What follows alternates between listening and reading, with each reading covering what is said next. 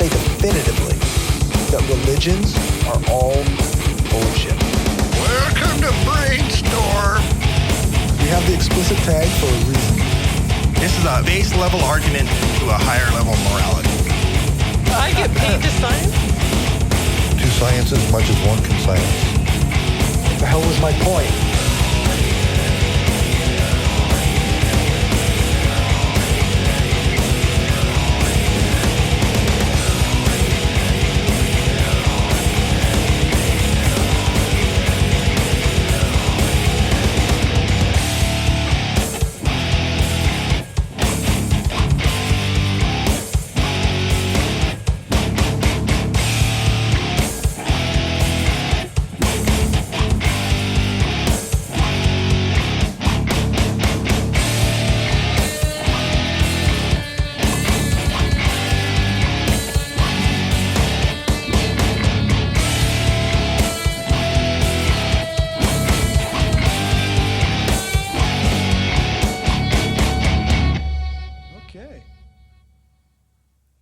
Welcome to Brainstorm. This is episode 46, and today is May 27th, 2016. I'm Cory, and the panel tonight are Destin, Hey. Rene, Hello. and Leo. Hey there. With the always amazing Dave doing sound Hi. here in Regina, Saskatchewan, in Roman Empire Studios. And you are going to introduce our guest. Our guest tonight is Shawn Vulliez from Vancouver. He is one of the leaders of the Pirate Party of Canada, a party that started in Europe back in 2000. Was it 2008? 2006. 2006. He's gracious enough to come on the show. I had asked him a while ago, but he was too busy running for MP to bother with us lowly Western Canadian people. Considering he's from Vancouver, I don't know. That's more west. That's west. That's Western Canada. I don't know why we're Western Canada when we're in the middle, but whatever. Central. So just to start off, can you tell us a bit about the Pirate Party and where it came from? Yeah, well, basically the Pirate Party is about information freedom. It's the idea at its core that all information should be spread to as many people as possible, and that a more informed society is a better one. There's a lot of things that come off of that, like intellectual property reform, and like decriminalized file sharing is something that I'm passionate about. It started in 2006 in Sweden. After there was a big piracy crackdown there, the Swedish government invented something called the Anti-Piracy Bureau, and a group of activists created a counter group called the Piracy Bureau to fight for the right to share files. And then from the activists that assembled around that, this guy, Rick Falk-Vignier, put out a call to form a party and try to get into European Parliament.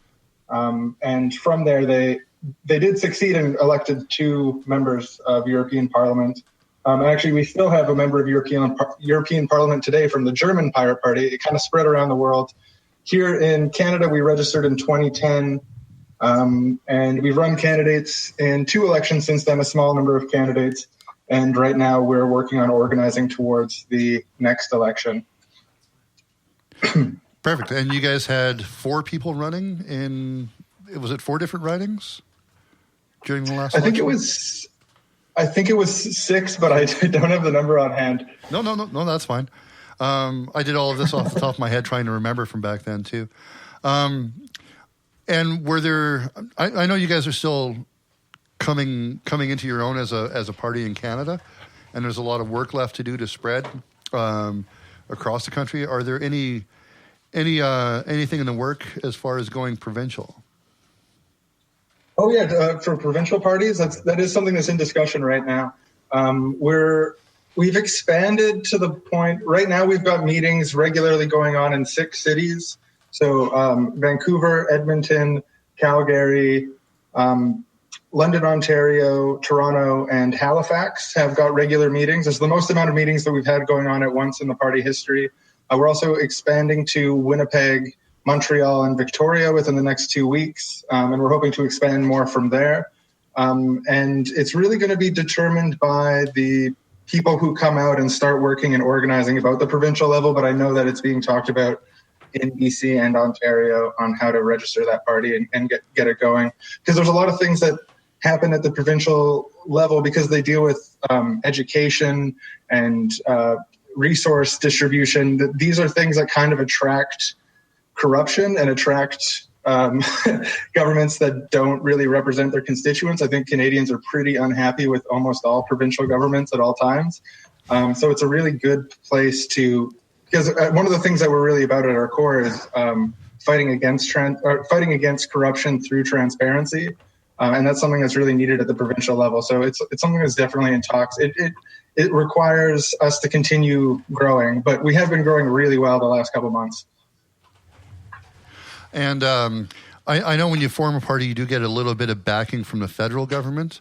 What other ways are you guys being supported right now as far as financing things, getting things off the ground? Is it mostly through fundraising or? Yeah, I prefer to, personally, my preference is to look, rather than at fundraising, looking for donations in terms of individuals' time and energy and imagination and their efforts, because I think what really makes the party strong is people coming in who are able to speak their mind honestly, work together, and do what needs to be done to get attention and get out there and run for office and things like that. So I prefer non-monetary donations, and I also prefer a strategy of trying to run low budget campaigns. Like several of our candidates have run actually zero budget campaigns, which I think is a good thing to continue. There's a lot of ways to get attention and meet people and get out there without spending very much money. And I like the idea of trying to decouple that from the electoral process. But we do fundraising as well. We're just not really doing a lot of fundraising specifically right now, so much as we're trying to bring more minds into it and more people who have ideas and visions and want to collaborate, because I think that's a better form of currency when you're building a political movement, because I find that everyone knows something that you don't, and when we find ways to work together and accelerate each other and agree with each other, there's a lot that can be done. And yeah. One question that I had. Just sorry to interrupt. We have a bit of a sound issue with our live feed. We're just going to have to reboot the live feed. So if we could just chill out. That's okay. We can't have an episode without a glitch.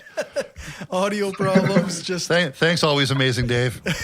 Hey, I'll hold off my question until after the reboot. It's Mixler's fault. It's Mixler's fault. It's always Mixler's fault. Yeah, it's a good thing we use Mixler. 1 second. All right. So now we're good. The audio problems are fixed. Fantastic. So we're back. Right. And I think Leo had a question. I'm glad you remember my name. Leo Donis. So my question was, well, I know the party, a large part of it is kind of, I guess, informing or raising awareness of certain issues. So beyond your party platform and the website, do you hold any other events or educational types of things, or do we have educational events that we do to try to spread the word? And outside of the political campaign. Legally speaking, with Elections Canada, our primary purpose has to be running for office. It's the way the Elections Act is structured. But as far as I'm concerned, one of our roles, although our primary role legally is a certain role, is to bring awareness to a great deal of really important issues. And so events like public education initiatives, handing out flyers, or making videos or internet content to spread good ideas and hope they proliferate, I think that's something that's in everyone's interest to do. And so, we do that to a certain degree for sure. It's a bigger thing, more so than the Pirate Party itself doing that. It's something that our members do. It's something that people who are supporters of the Pirate Party and who have interests in various political issues, we do on kind of a peer-to-peer basis, because we're all co-educating each other. Everyone is a teacher and a learner on the internet. And I think we've transitioned into we've transitioned into the information age, but there isn't a lot of discussion on what it actually means to have these new sources of narrative information. And I think sometimes it's overstated, but I think it's often also underestimated how much the kind of political and argumentative landscape is changing because of the internet. So I think everything, including this podcast, is kind of like an outreach education initiative in a sense. Well, and one thing I've noticed is with how much easier it is and how large the volumes of information that a person has access to, it seems like on the side of politics and government that the amount of information that's being let out has been regressing, and I'm glad that there's actually an organized group that's taking an initiative against that. So. Yeah, I think unless citizens have access to information about what their government is doing, but not only have the access to the information, but have it contextualized and directed at them in a way that they can really honestly evaluate it. Unless you have that, then there can't really be meaningful democracy. If you're not making an informed decision, you're not really making a decision. You're just picking something kind of arbitrarily. So I think transparency is at the center of getting to the root of what causes corruption in government. And I think there's a variety of reasons that shows up. But I think it's an ongoing and experimental process on how to. I think what we're interested in is building a version of democracy that precludes the possibility of corruption and looks at where the roots of these practices of corruption come from and how can we set up government in such a way where not only does corruption not happen, but it's systemically impossible. I think that's one of the types of long-term imaginative premises of the Pirate Party, using transparency as a tool towards that. Well, and I see that transparency is also a way of people policing not only against corruption, but against ineptitude in government. Yeah. And I see that we're basically like a shadowy little brother of the American system in a lot of ways, where there's times where you have a minister of science who doesn't believe in science. And I think that enough transparency in government would help eliminate that. But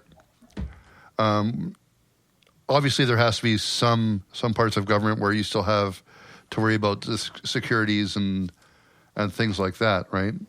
Like some things that can't just be arbitrarily open.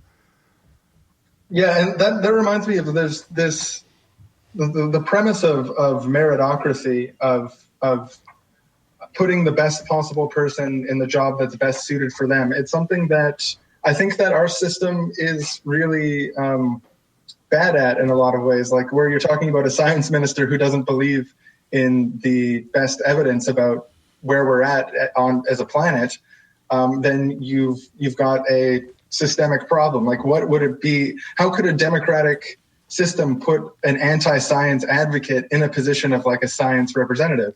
I think we need to look deeply at the electoral system and not just the way that votes are counted, but how we conceive of the electoral system in the first place to make sure that the right people are getting into the right areas of government and we're capable of seeing what they're doing and what they believe.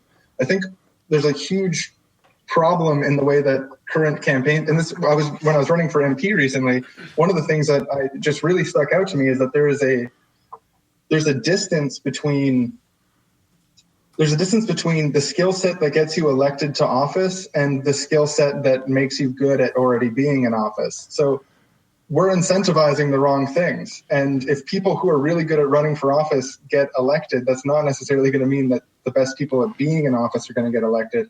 And the only solution I can think of is try to create a electoral process that demonstrates the skills that are necessary for governance. But I don't know how that could be structured. But it really is.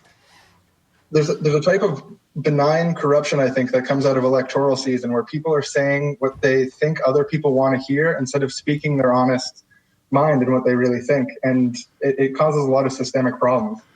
Well, and that's reasonable since politicians are generally lawyers.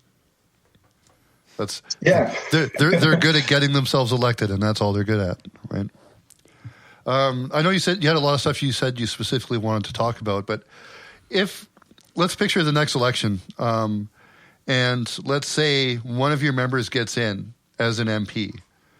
Do you guys have a strategy in place for bills that you would want to table, like member bills, anything like that already in place that you would start? There's discussions. There's policy documents from over the years that we have. Like, for example, we want to introduce a bill to reform the CRTC to better serve Canadians. That's the Canadian Telecommunications Commission, and they manage things like they made the decision of whether or not there'd be usage-based billing for the internet, and they also manage some things to do with television. There's a list of these suggestions that we have that are pretty solid for after we're elected, but the majority of our decisions are based on one of the things that we believe in the Pirate Party is the empowerment of the individual in every way that we can. So a Pirate Party candidate elected to office could be pushing whatever agenda they're running on, and they're running transparently and openly and speaking what they believe to be true as honestly as possible. If they're elected on that, then we want to make sure that they're delivering on what they're saying when they're running for office and what their constituents are asking.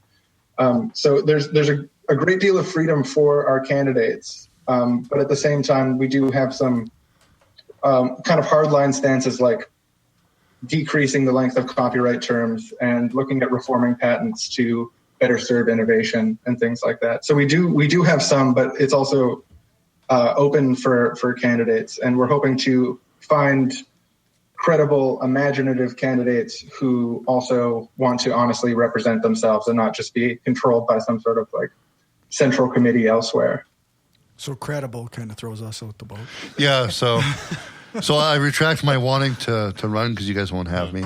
Well, I guess speaking of credibility, the one big issue here in Canada, well, in every modern democracy, is that the established parties are the ones that always get elected, no matter what kind of piece of shit they put up. They will elect somebody from the mainstream parties. Can you address how to approach? I mean, you're the Pirate Party, a small party in Vancouver mostly, and you may have the best people running, but you don't have the party infrastructure to.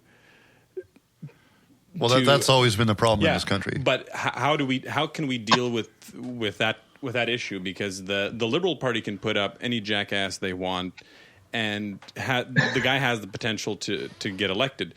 And the same for any of the other major parties. It's not based on the merit of the person. It's basically the party that's holding them up. So what's a good strategy for getting around that? How can we address that issue, like in the long run? I mean, it's not something that you can change from one election to the next. Well, if I can put one comment in there, actually, Trudeau is taking the first step towards that by trying to eliminate the first past the post, which is going to be a big step in that for sure, for determining who gets to have leadership roles. But it's definitely true that moving from first past the post will be a huge step in that direction. Another thing I think is that people underestimate how much outsider candidates have historically won and how much they're capable of winning. I think one of the biggest things that we face is not any big systemic conspiracy of suppressing us from the media, although it definitely exists that the media favors certain parties, and there's various reasons that's true. The bigger thing we face is the individual, the kind of trained hopelessness that a lot of us have, and not just hopelessness in society, but also a lack of confidence in ourselves and a feeling like that our political participation couldn't possibly matter. But the reality is that if you build a movement and you organize with each other and you have open conversations, you have events, you hand out flyers, you make more people aware that you exist. And if you're running for office, you have to go shake hands with everyone in that riding. It doesn't matter who you are, if you're from the Liberals or the Conservatives. If you don't shake everyone's hand in that riding, your chances of winning are actually pretty low. You have to kiss all the hands and shake all the babies. Exactly. Yeah. Well, like Elizabeth May won her riding because they focused on one riding and they made sure to meet every single person in that riding and make the case to them personally. And any minor party could do that if they put the resources into it, but it hasn't happened except for the Green Party. Well, I used to be an executive member. Sorry, go ahead. I thought you were done. Sorry. I was just going to say that I think any party, from the pirates to the communists to the libertarians, they could break through if they put their resources in a strategic way towards a single riding, and they worked on building up their best candidate and putting a credible narrative forward about how they're going to make a difference as a single member of parliament. And I think by the next election, especially, we are going to have that narrative for Canadians. I know that I took part in something similar to what you're talking about. I used to be part of the executive of the Saskatchewan NDP back in the early Romano days. So that was when they were basically a provincial party. There weren't any real ridings anywhere outside of Saskatchewan at the time at any big level until Romano swept the country or the province. And then after that, that's when you saw a movement happen. But back in those days, as far as MLAs, the first election I remember knocking on doors, I think the NDP only won 5 or 6 seats in the province, and it was the following election when they actually got in. But one question that has to do with specifically partisan stuff, I know that in ridings, a lot of times people will call their MP or their MLA and say, this bill is going to be put before you. This is why we think you should not sign for it. We have, out of your 10,000 constituents, we have 7,000 that have signed this saying don't vote yay, vote nay, and they still vote partisanly. With the Pirate Party, obviously you have your specific targeted things that you want to address, but things like making, just as an example, when they had the bill going forward, it was a member bill to make a Pope John Paul II Day, which I will never let it go. I'm really pissed off about that because he was a piece of shit. Sure, he was a big symbol, but he was a terrible human being. And they also did it on Autism Awareness Day. And everybody on the left voted yay, even though a lot of constituents were really up in arms about it. So if a minor, air quotes, bill like that were to go in front of you guys, if let's say you had 15 people in Parliament or in the House, would you have different votes based on your constituents or something like that? That wasn't one of your main topics that your party is for. Yeah, definitely. And it would be based not just on the constituents, but the individuals in the different communities. Like, so for example, if one of our candidates was an aggressively atheist candidate, and we've run aggressively atheist candidates before, one would expect them to vote no against that, even if their constituents might want it. But that would be something that their constituents would have to be aware of in voting them into office. I think part of our duty is there's some parallel duties that are in tension, and I think this is one of the complex things about being a representative of government is you have a duty to, I think, decentralize your personal power as a member of parliament and try to get a consensus outside of you as an individual on what you should do. So that could be reaching out to your local community, it could be reaching out to people across Canada, and it could also be speaking to experts. Depending on what you're talking about, I think expert consultation is at least as important, if not more important, than local consultation. But at the same time, you have to actually be, it sounds cliche to say, but you have to be true to yourself. And within politics, it's suppressed. People aren't allowed to be true to themselves. They have to vote along party lines, or they have to vote along what they think people should think they should vote for, or whatever. This weird internal bureaucracy comes up. So what we're looking to figure out, and it takes experimentation and it takes time and it takes a lot of imaginative energy, is to try to find where's the balance between these contradictory forces about representing the views of experts, representing the views of the people, and representing our internal compass and who we are as an individual. because I think, again, like these are all things that are currently suppressed by the existing political order. Is the candidate is an individual, the will of the people and the will of experts are all pretty much ignored whenever it's convenient. Yeah. So how can we bring these all in and merge them together in a way that empowers everyone from the grassroots to Parliament? So it's I like the question, and it raises more questions in me, and I'm not sure exactly the answer yet, but it's something that we're collaborating on. It's the conversations that we're having. We have one listener from Australia that says hi, by the way. Okay. Hi, we've got a pirate party in Australia too. Yeah, actually, we just sent her the link, or Dave did. I think Australia also has an internet party and a WikiLeaks party, so the internet freedom mode is pretty split.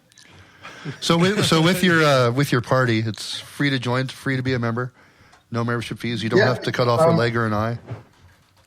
Patches typically we've usually there's a membership fee of $10 a year.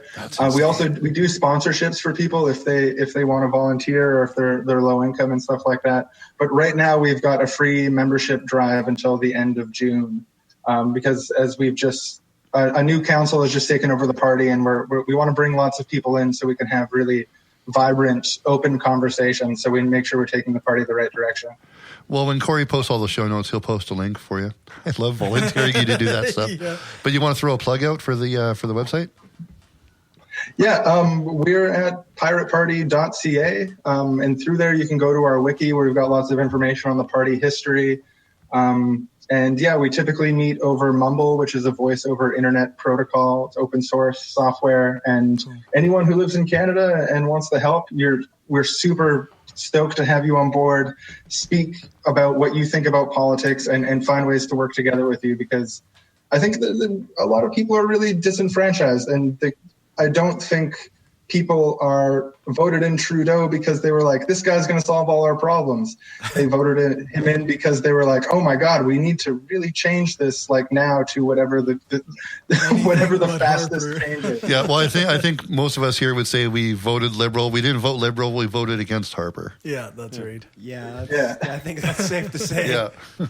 And I think that's one of the big problems in Canadian politics, that we had an election where people voted against another person, and it wasn't that everybody wanted Trudeau.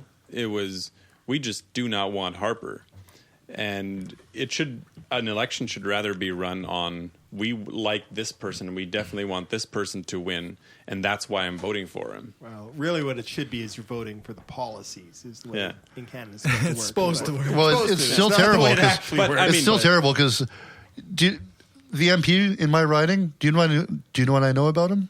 Nothing. Because I didn't give a shit about the MP. I was voting out Harper. Well, that's all I knew. Well, the thing is, that's a stupid system. It's a stupid system. I'm in Goodale's riding, so I was, and that's tough. And I hate Goodale. Well, I met the guy, and I'm like, well, there's no real point of me voting for him, and I said that to his face. I'm like, you probably don't even really need my support because you already won. So my vote was superfluous. Well, yeah, it was. I still went and voted, but I knew that it was worthless. Yeah, and that's not a good democratic system. Yeah, but democracy doesn't stop and start at the voting booth when it's exercised correctly. Unfortunately, our system really suppresses non-voting booth democracy, but what people have called that traditionally is direct action. So things like protests, petitions, groups of people working together. And these are things that we support within the Pirate Party. We try to work with people who are doing that kind of work, and we try to figure out how to make differences between elections. And when we're elected, we try to work with the activist level to bring what they're talking about to Parliament, because people don't just march in the streets because they're bored. They march on the streets because they're angry and they've got something to say. I think the feeling that your vote doesn't matter, it's too often a legitimate feeling for people. Like, it's too often in line with the best evidence. So I think what we need to do is really, really critically look at the electoral system and how can we make it statistically valid? How can we make people's voices actually have an important say in the government and make no vote ever be wasted? These are really, really important questions. And I think the use of the internet and the way that we are able to share information around the world and collaborate across borders it's one of the forces that's pushing us in that direction, which I'm really excited about. I think we're looking at, there's a big change right around the corner. When the reason Trudeau got into office was because there was a crisis of leadership and there was an alternative already presented. So what we're doing in the Pirate Party is we're building an alternative to not just the Conservatives, but the Conservatives and the Liberals and the NDP and the Greens and their little weird game they play together. We're building an alternative to politics as usual, and we're getting it ready in the wings because there's going to be another crisis, and people are going to say, well, how do we politically organize? How do we change society for the benefit of everyone?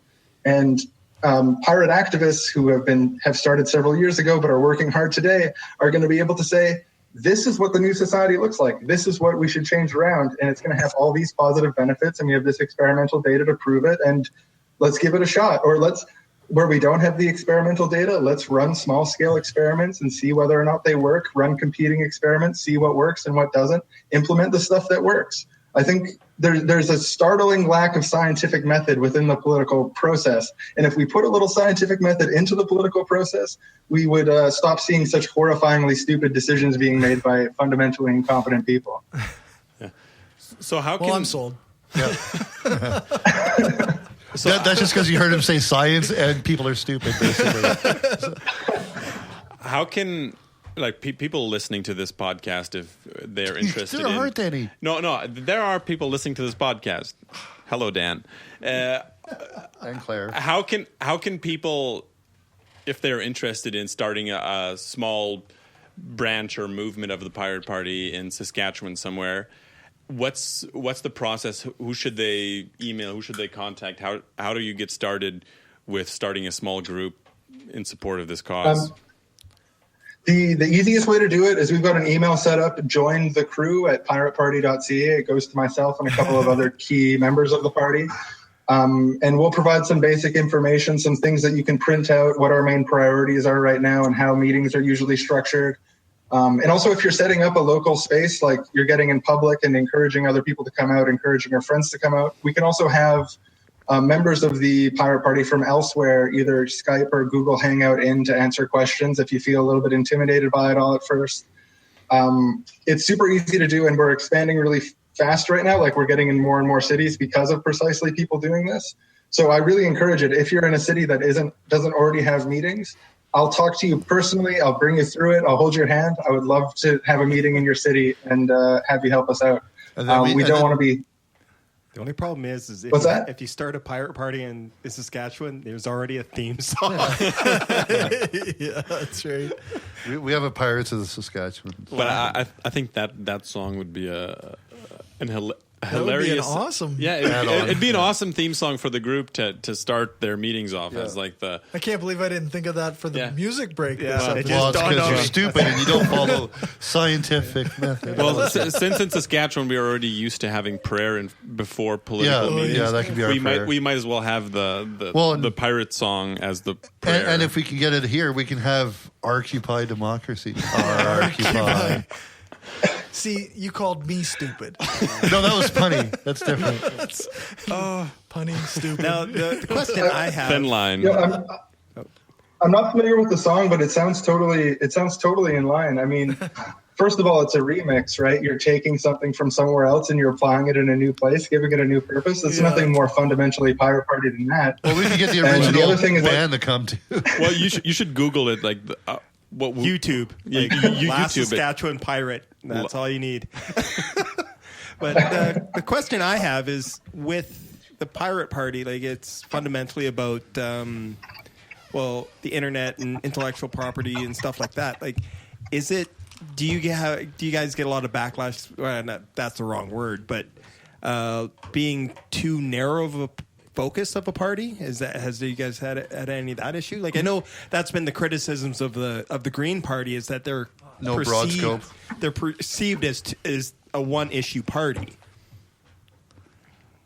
Yeah, that is something that we run into sometimes, although we do extend pretty far. Like, we've got stances on pretty much any issue. You can divine a stance from our values where we would lean on that issue. But I think our base issues, our small group of issues, they form a base for civil discourse within a society to allow further democratic action to happen. So when we protect civil liberties, including people's civil liberties online, what we're doing is making sure that all the functions of democracy work. And when we talk about reforming the political system or increasing access to information or libraries and so on, what we're talking about is increasing information to citizens who then vote in better democratic systems to have a fairer system that everyone can be a part of and that gets better results. So I think our core issues as they exist kind of serve as a platform from which further discussion is supposed to happen by design. And I think there's, in a lot of political parties, there's this idea that, we have to all agree. We have to have all exactly the same platform. But if you ever hang out with a group of political people, you'd be amazed to find out that two of them have the same opinions on everything. That pretty much never happens. There's nothing more natural and more energizing than having differences of opinion to work through. So it's something that we're trying to incorporate in the structure of our party. In traditional politics, there's this idea, we disagree. So, fuck this, like, I hate you. But in this newer idea of politics, we disagree. This is actually a good thing to push our party forward. We need to, and if people have irreconcilable differences, they can focus on running different candidates. It's like having two parallel experiments going, and whichever one gets into office, that's the experiment that succeeded. So we want to analyze, why did that one succeed? Why did this one fail? And so on, and try to universalize the success. So that plurality it creates a room for more experimentation and not fronting that we already have all the answers. It's not a solution to all the problems. It's an operating system that can eventually find the solutions to all the problems. I think one of the biggest atrocities in Parliament is the party discipline, where at some point it stops mattering who you have. They are all just pawns who follow the party platform with a blindfold, and that impedes true representation of the people, because once you have to follow that party discipline, you can't really represent your own views or the views of the people. Mm-hmm. Yeah, it's in our party constitution that it is morally wrong to force someone to vote against their beliefs, that you have to actually convince them. We don't believe in whipped votes. And because if you're having whipped votes, it also creates a huge accountability trap, because people can argue they weren't really voting for what they thought. They were voting for what they were trading votes, or they were voting because someone told them they had to, or whatever. Some just following orders bullshit. No, you voted for it, so you're responsible for it, and you have to be able to defend it. It has to have been your belief. Otherwise, you shouldn't have cast that vote. One of our listeners, Deborah, she's a professional wrestler, was wondering if you have a big, if there's a big group in Ontario, if there's much of a presence there or not. I'm just making up backgrounds for our listeners because it's fun. She is a podcaster, though. Yeah. She runs a couple podcasts. There's that, too. Yeah. I didn't know that. I still would have said it, but... Anyway. Yeah. We've got a pretty decent group of people in Ontario, still growing all the time, but our president is located in London, Ontario. And we've also got a pretty decent sized group of pirates in Toronto. And then we've got a smattering elsewhere, like... I'll embarrass myself trying to name Toronto places, but random cities all over Toronto, we've got one or two pirates. All right. So we've got a decent group in Ontario. Anybody else got a question? Well, I'm going to make a stupid joke, but is it going to be about rum? No, someone's got to make a joke about rum. Why is the rum always gone? Hold it. I got this. The prairies are probably not the best place for pirates because there's no oceans nearby. So, come on, that was a stupid joke. Yeah, that was and I warned you. I did the whole. I wouldn't have even before. done that. I would disclaimer. Not have even done Well, obviously there has to be a pirate party in Australia because they're all criminals. That's where I was going. Okay, well, that's So, that, anyway. I think that's equally stupid. Yeah.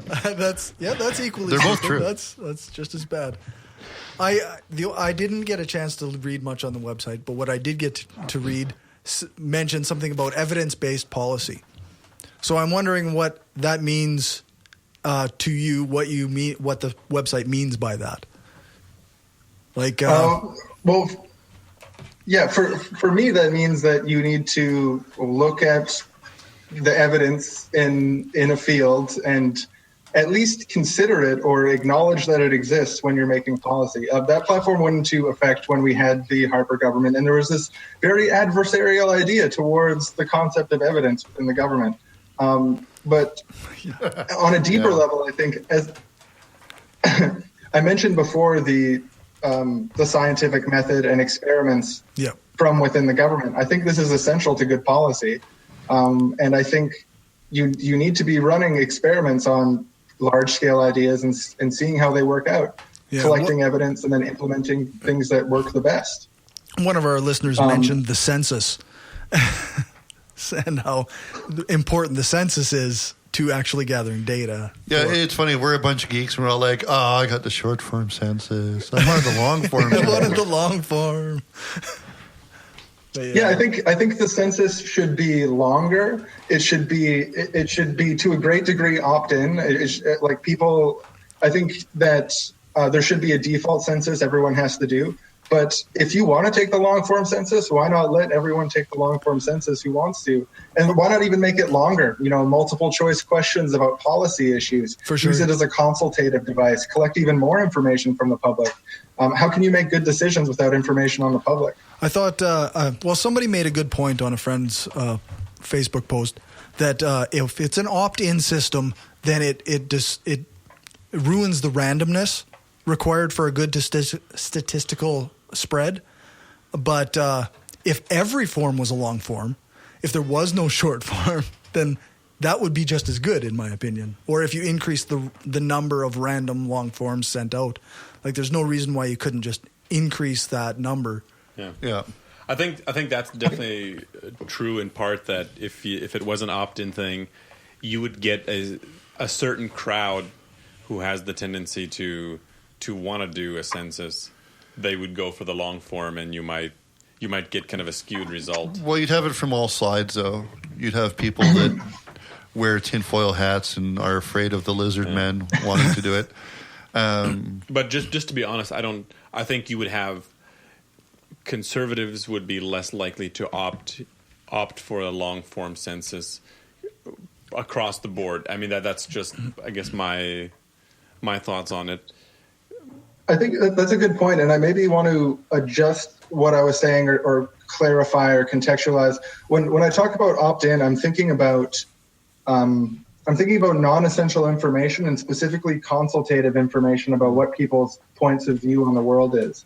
Right. Because I think artificially selecting for people who want to have their voice heard is actually not a bad statistical distortion. Like if everyone's forced to answer political questions that they don't give a shit about, that's going to be a distorting factor. But if people who actually care about the questions are the ones answering them, that's within the Pirate Party, we'd call that a duocratic system, where someone is voting with their time and energy to have their voice heard. Right.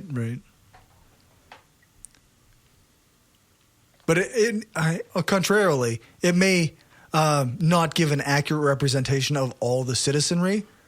As like it would, like you say, it's a democratic. It would almost be like we were all looking for the long form, so we could tell the Saskatchewan party that we're atheists and that there's atheists in the province, that they have to consider our representation. But in a sense, then you'd have a whole bunch of atheists filling out the religious section, and there would be. No, almost all the Christians would be just like, well, whatever. Yeah. So then it would be a distorted statistic that, in that sense, like it wouldn't be representative. Yeah, I think you'd have to make sure that people know ahead of time that their voice is valued and important. But if they choose to not exercise it, then that will be reflected. It's just like voting in an election. Unless you have a mandatory election everyone has to vote into, if you're not voting, then you're choosing to just not have a voice. And I think long form consultation census in this hypothetical scenario kind of fits on that same. Right. Yeah. So what from your background made you want to go into being a scurvy dog? Well, when I was like 11 or 12, I remember my uncle showing me how to download music from Napster, and that was one of the sweetest days of my life. Like, it was so next level. And I guess what actually brought me into the fold, and instead of just being someone who ideologically thought file sharing is actually serves a beneficial purpose, we need to look at this not as a bug of the internet, but as a feature of the internet. The thing that politicized me was the WikiLeaks release, Collateral Murder, where it kind of became very clear to me for the first time, as I must have been 21 or 22, that there are actually established powers, big established political powers on Earth that want us to not know the truth and that would prefer to suppress the truth than to have everyone be informed. And it kind of clicked in my head that it was actually something we need to fight for the right to be informed. And that in a sense, and although in a slight sense, and people might laugh, downloading things from the internet without paying for them is a type of information that is being unnaturally suppressed from everyone. This artificial scarcity of information, it's a zero marginal cost transfer where it makes, there's no good reason to keep people from accessing information except for to try to limit their point of view, to try to limit the world that they live in. And so, yeah, WikiLeaks was really the activist-defying moment where I was like, you know what, I'm putting myself out there and getting involved with this stuff because our journalism mechanisms in our society are mostly shit, and like it's only on the internet that you're able to find out what's really going on. Like, this is back in, I used to have cable news like CNN in my house, and it was so horrible how stupid and dumbed down it was, and how much, like, how little I felt edified by it, and how much in comparison on the internet, even something like, we can joke as skeptics about does jet fuel melt steel beams and stuff, but there was actually a real kind of political shift that happened with stuff like Zeitgeist and Loose Change, where people having access to that information, even though it was distorted, sometimes misrepresented the facts, it opened up a space, an imaginative space about how to change the government. And in the long term of like the Zeitgeist movement specifically, there are later films they made, and I know people in the Zeitgeist who are involved with the Zeitgeist movement, they were very much about transitioning to a scientific, fair, benevolent society, this very utopian idea. And I think this all of these things come from the internet culture we're in, and that we don't have a full theory of what's going on the internet, but something really amazing is happening. And I feel like we're on the precipice of a political shift that we're going from one political paradigm to the next. And my part of the Pirate Party and what we're doing in the Pirate Party is we're trying to describe what little switches can we hit in society to empower people and protect civil liberties and help this natural kind of transition that seems to be happening to go along easier and bring people up with us. So do you guys have a line on intellectual property, or where do you draw the line when it comes to patents or any other kind of intellectual property? Do you think that all of it should be available to everyone, or is there some kind of line somewhere that some people should be able to have some sort of intellectual property? It's a debate, and it's still a debate, and there are people who have different inclinations. At each election time, we endorse a platform. So over the last couple of elections, we've had slightly different but similar intellectual property platforms. The one that I remember was shortening, I think, patents to 10 years, or shortening copyright to 10 years and patents to 5. For myself, I favor a totally different system than patents. I think patents are broken from the start. And that's what I'm fighting for in these internal debates.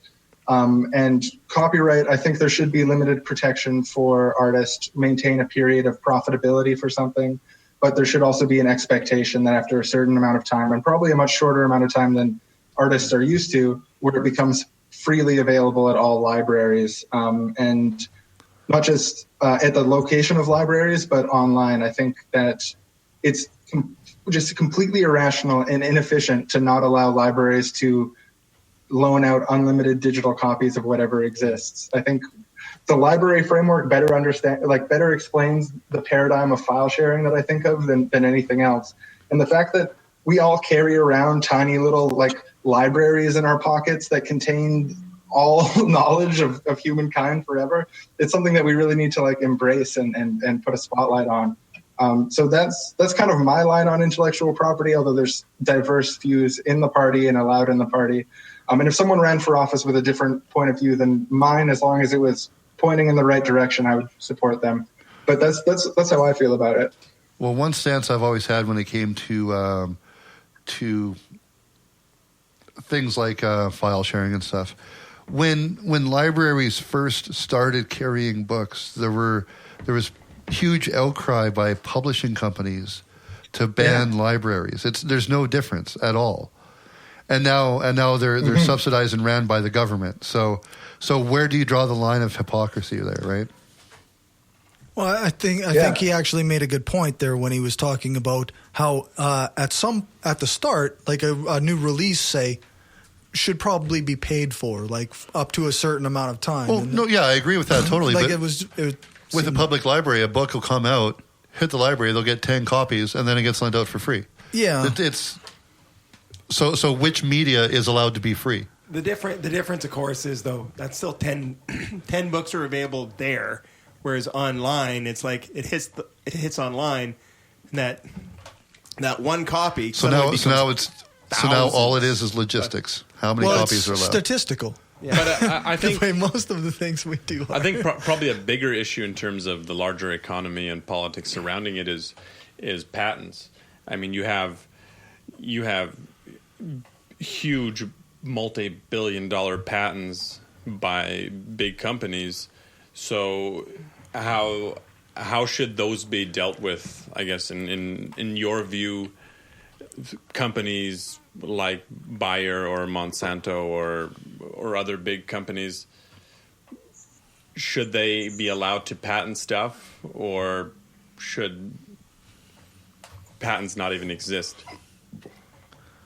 If in my ideal system, and it's something that logistically implementing, it would require long conversations with many experts, and I don't claim to have every I dotted on the transition plan, but in the long view of the future that I have, we have a rewards-based system for innovation that doesn't involve enforcing an artificial monopoly on intellectual information data. Like the components that build something should not be owned by someone.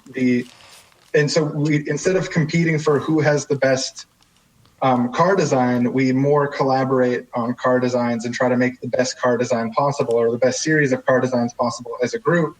And then the competition then instead happens in production. Who can make it the cheapest and get it to people the easiest?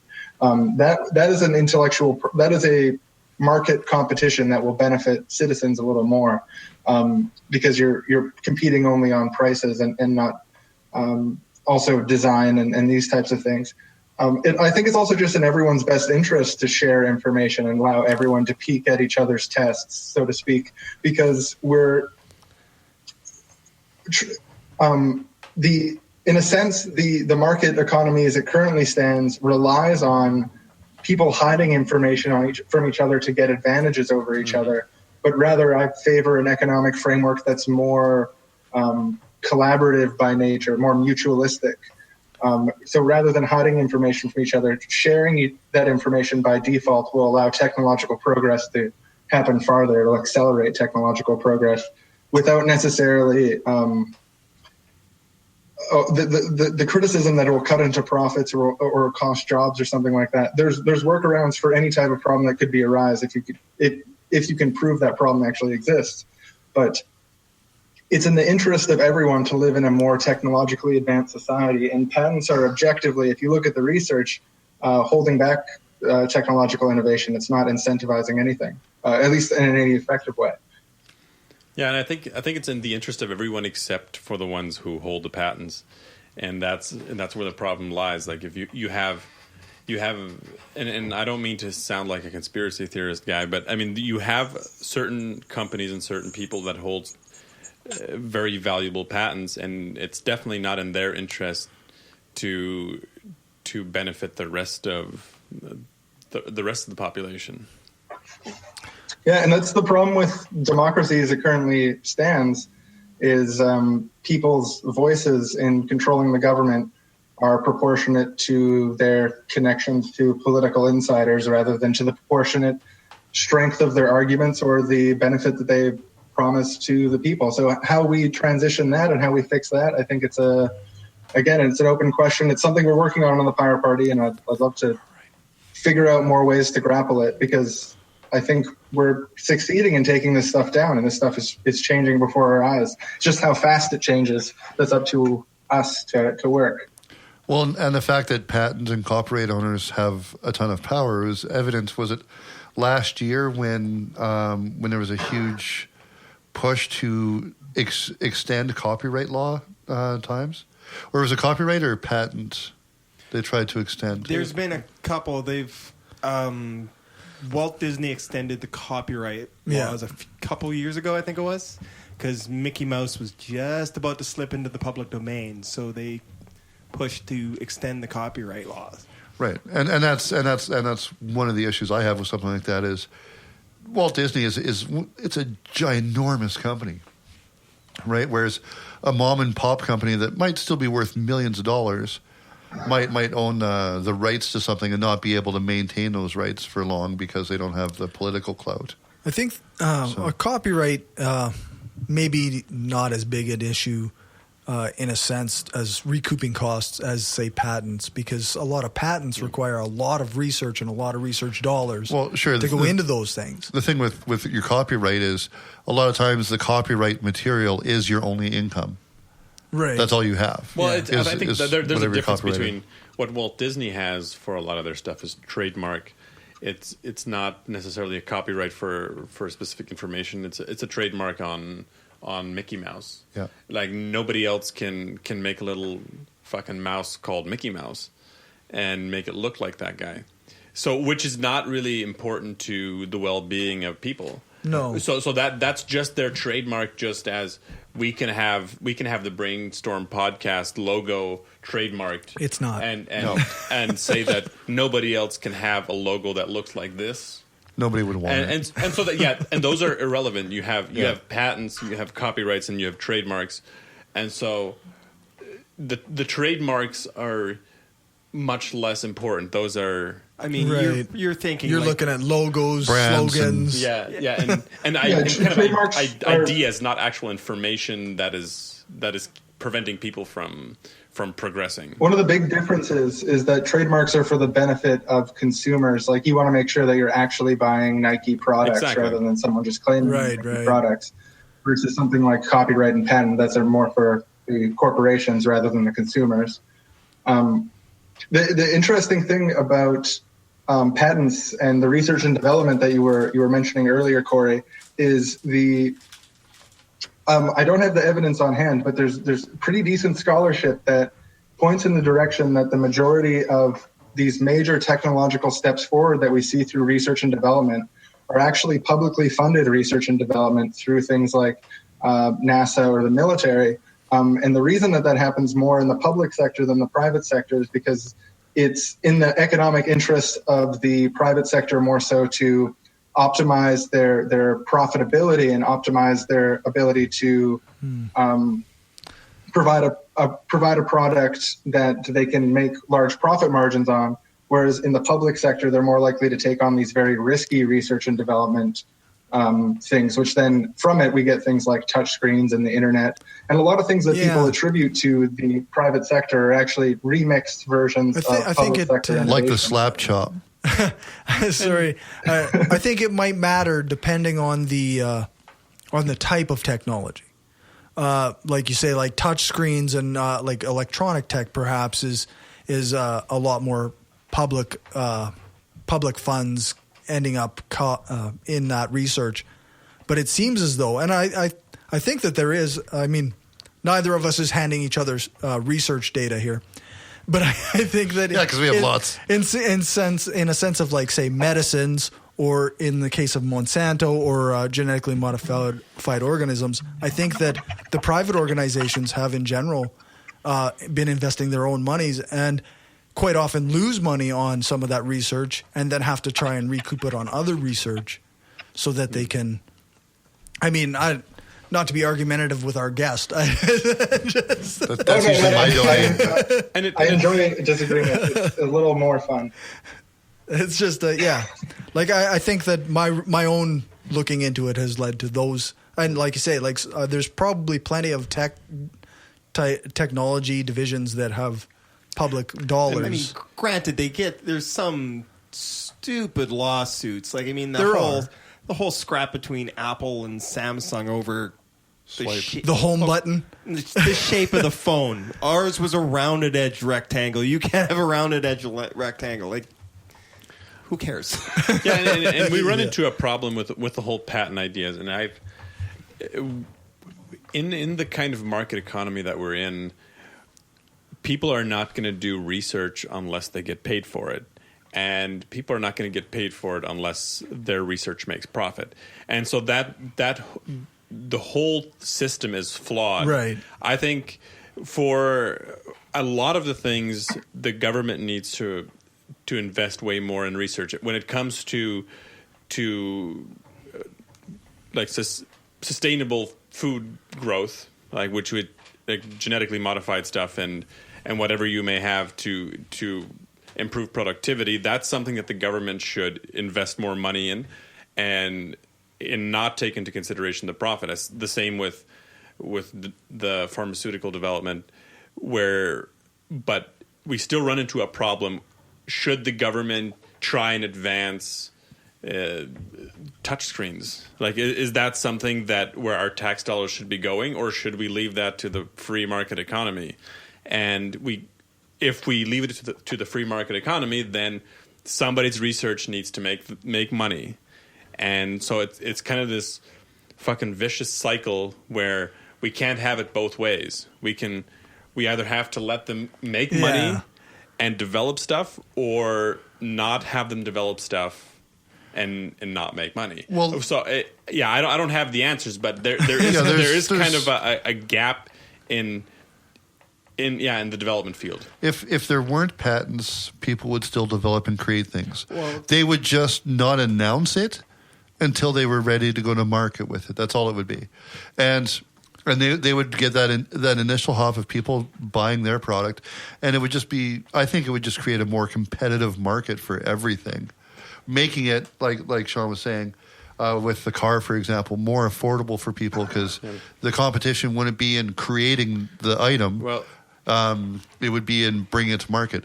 Bringing it to market originally by the company that does all the R&D, they would make the money off the initial sales, hopefully, to pay for their stuff. And without the necessity of patents, you don't have to pay for patent use of other stuff that you're incorporating into your product. Like with a car, I work for Mazda, so I appreciate you using cars. We don't own all the technology we use. We don't make tires. We don't make brake pads. Well, actually, we do now. But like we don't make the airbags. We use other people's airbags. Because they hold the patents, they can charge more money. If they didn't have a patent, it would just be the best product at the lowest price. Right? And that's where the whole market-driven system would become even more market-driven and less politicized. Yeah.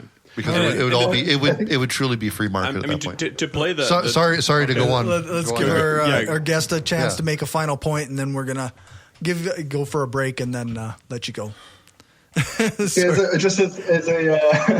thought experiment about patents. Patents are monopolies that are provided by the government on intellectual information. If we switch to a system where the government was giving out prizes to people who produce new patents, and then we're also charging other people to use those patents in the same way that the patent system currently, the creator charges and so on, that could give money directly to the government that could be used to, again, pay for further patents and also pay for publicly driven research based on the will of people who want to do experiments and research. So it's possible to structure it that way. I'm not saying that we necessarily should, but it's just one possible idea. Sounds like an interesting option anyway.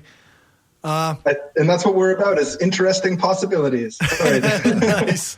So once again, it's the Pirate Party of Canada, or Pirateparty.ca. Pirateparty.ca. And if you want to help, it's join the crew at pirateparty.ca. And that goes right to my email inbox, and I'll mail you right back, and we'll get started on doing magical stuff. Awesome.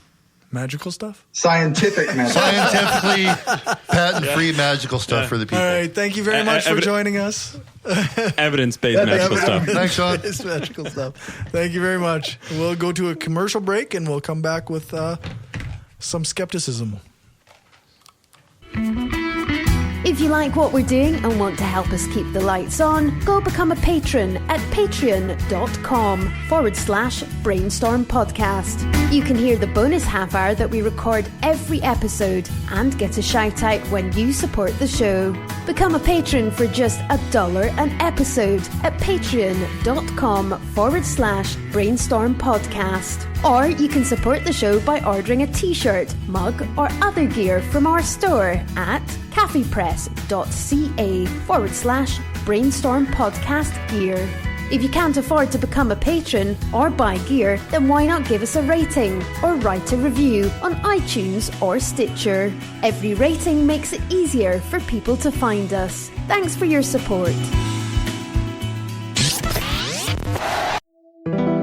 We are given one life, full of billions of small and large decisions. To be somebody, to change, to be kind, to give hope, to become a better person, and to leave a lasting impact on this planet. It is a decision to be made every single day while your heart is still beating. We've made our decision. Absence of Clothing, atheist and science-based apparel and merchandise, donating 50% of our profits to charity. Look good and feel good, without God. Check us out at absenceofclothing.com and find us on Facebook, Twitter, Instagram, and Pinterest for discount codes and other sweet swag. Use the code BRAINSTORM at absenceofclothing.com and get 10% off.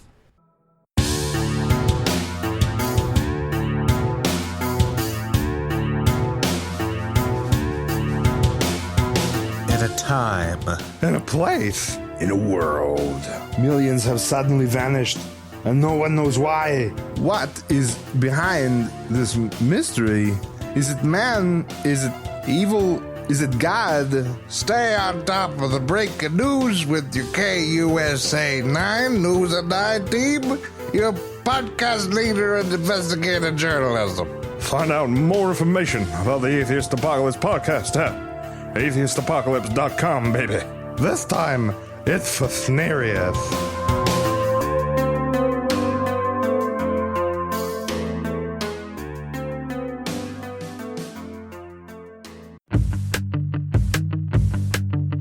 Hi, this is Trav Mamone of the By Any Means podcast. The By Any Means podcast is a weekly show where I interview guests about the intersections of social justice and humanism. Just go to www.byanymeans.com, that's by spelled B-I, to hear the podcast and read the blog. Because, hey, aren't we all a little bi-curious?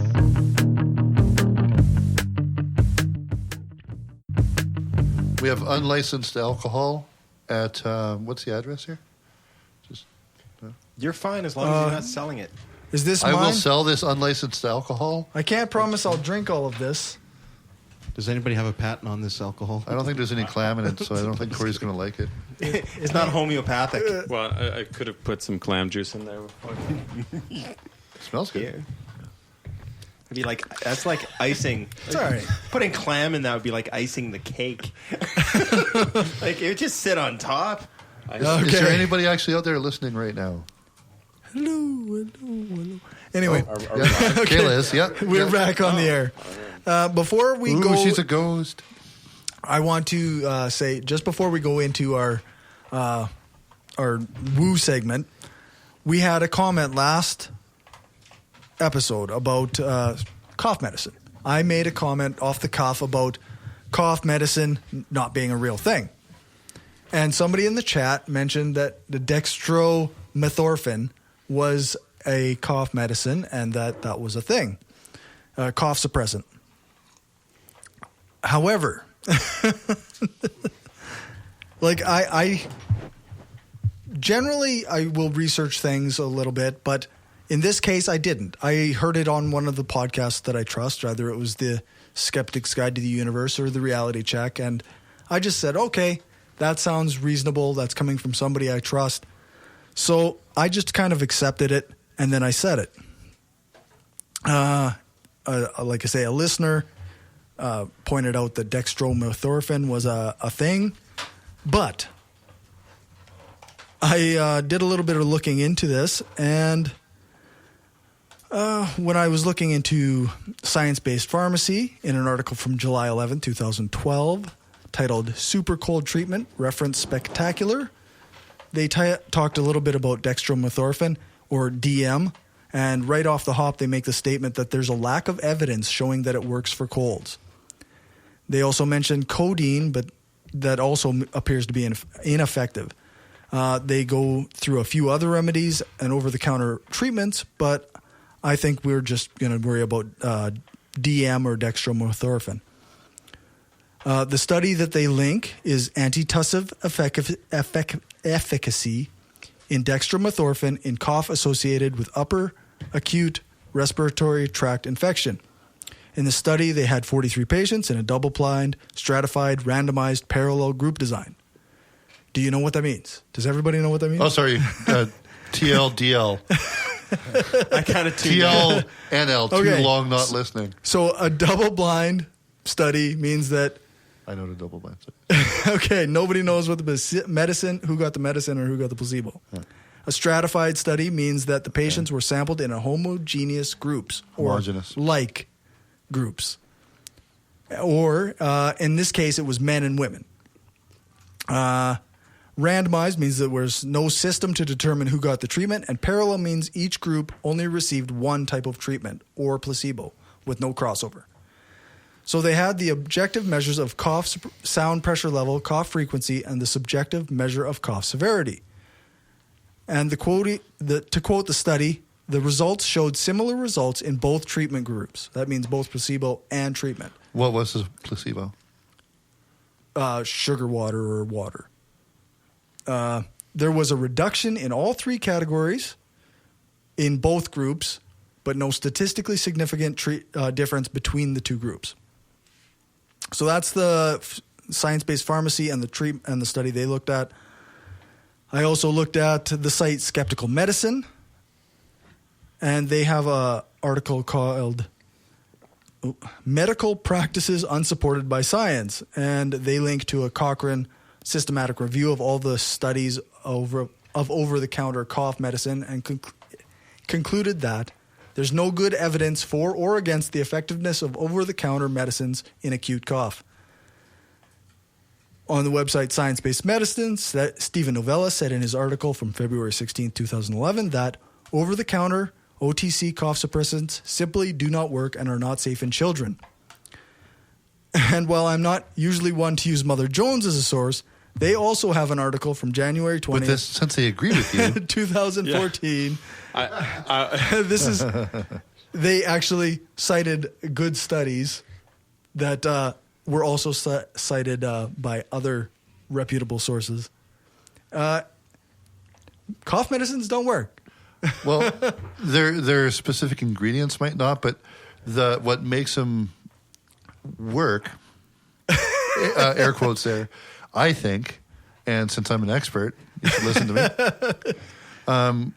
Depending on what you're using, like I used to have a really bad cough, and chewing or sucking on hulls helped because I was generating more saliva, which was going down my esophagus, coating your throat, coating my throat, right, reducing my coughing. But there's no drug. It was helping the irritation. There's no drug that has a statistically significant change in the amount of. Well, if I was just after the efficacy. I didn't. I wasn't specifically. The cough you could have sucked on a candy. Oh, Werther's. Sure. Yeah. Sure. That's what the point is. There's no over-the-counter cough suppressants. But you're saying they don't work. You're saying they don't work. If you take enough codeine, you'll forget about your fucking cough. Corey, see, you're just wording it wrong. You're saying they don't work. No, they do don't work. They do work, but not because of their compounds. That's what that means. No. If I'm chewing on something and it's doing what it says it's going to do, that means it's working. Not because of the compounds in it, but because I'm generating my own saliva and it's going down my throat. It's still working. Drink water. Right, and that would work too. Right? It's working. The drug doesn't do anything. No, but the product does. In conclusion, cough medicine is as good as water. Right. Or almost. Right. But there is somebody in the chat room suggesting maybe you can get high off of it if you drink enough. That's what I was saying. Which That's what I was saying. If you take enough codeine, you will forget about your cough. Yeah, ultimately your cough will go away. So, henceforth... It might you can also take a homeopathic remedy and get better in 7 days. It won't go away, but you'll forget about it. Well, you can give me a homeopathic cough suppressant. It'll get out of your consciousness. If it makes me create saliva and reduces the irritation in my throat, it's working. It's not because of why they say it's working. It's still working. Not the cough suppressant that's doing it. No, but it's so the fact cough suppressants don't work. They do, but not because of their ingredients. You're thinking about it the wrong way. No, he's thinking it the right way. He's just being a troll. You're giving it attributes that it doesn't possess. So this thing that's supposed to make me not cough less, if I suck on it and I cough less, does as much as nothing. Sure, except sucking on my own tongue doesn't produce saliva in my throat. Well, yeah. Well, it does. Alden You has also a chew gum suggestion for what you could suck. Yeah, of course he does. Yeah. But we won't say that. See, there's a difference between something working and working because of a claim. And it's not working because of any claim. It's working just because it happens to be something in my mouth that's forcing me to create saliva. Right. Right. It's still doing that thing.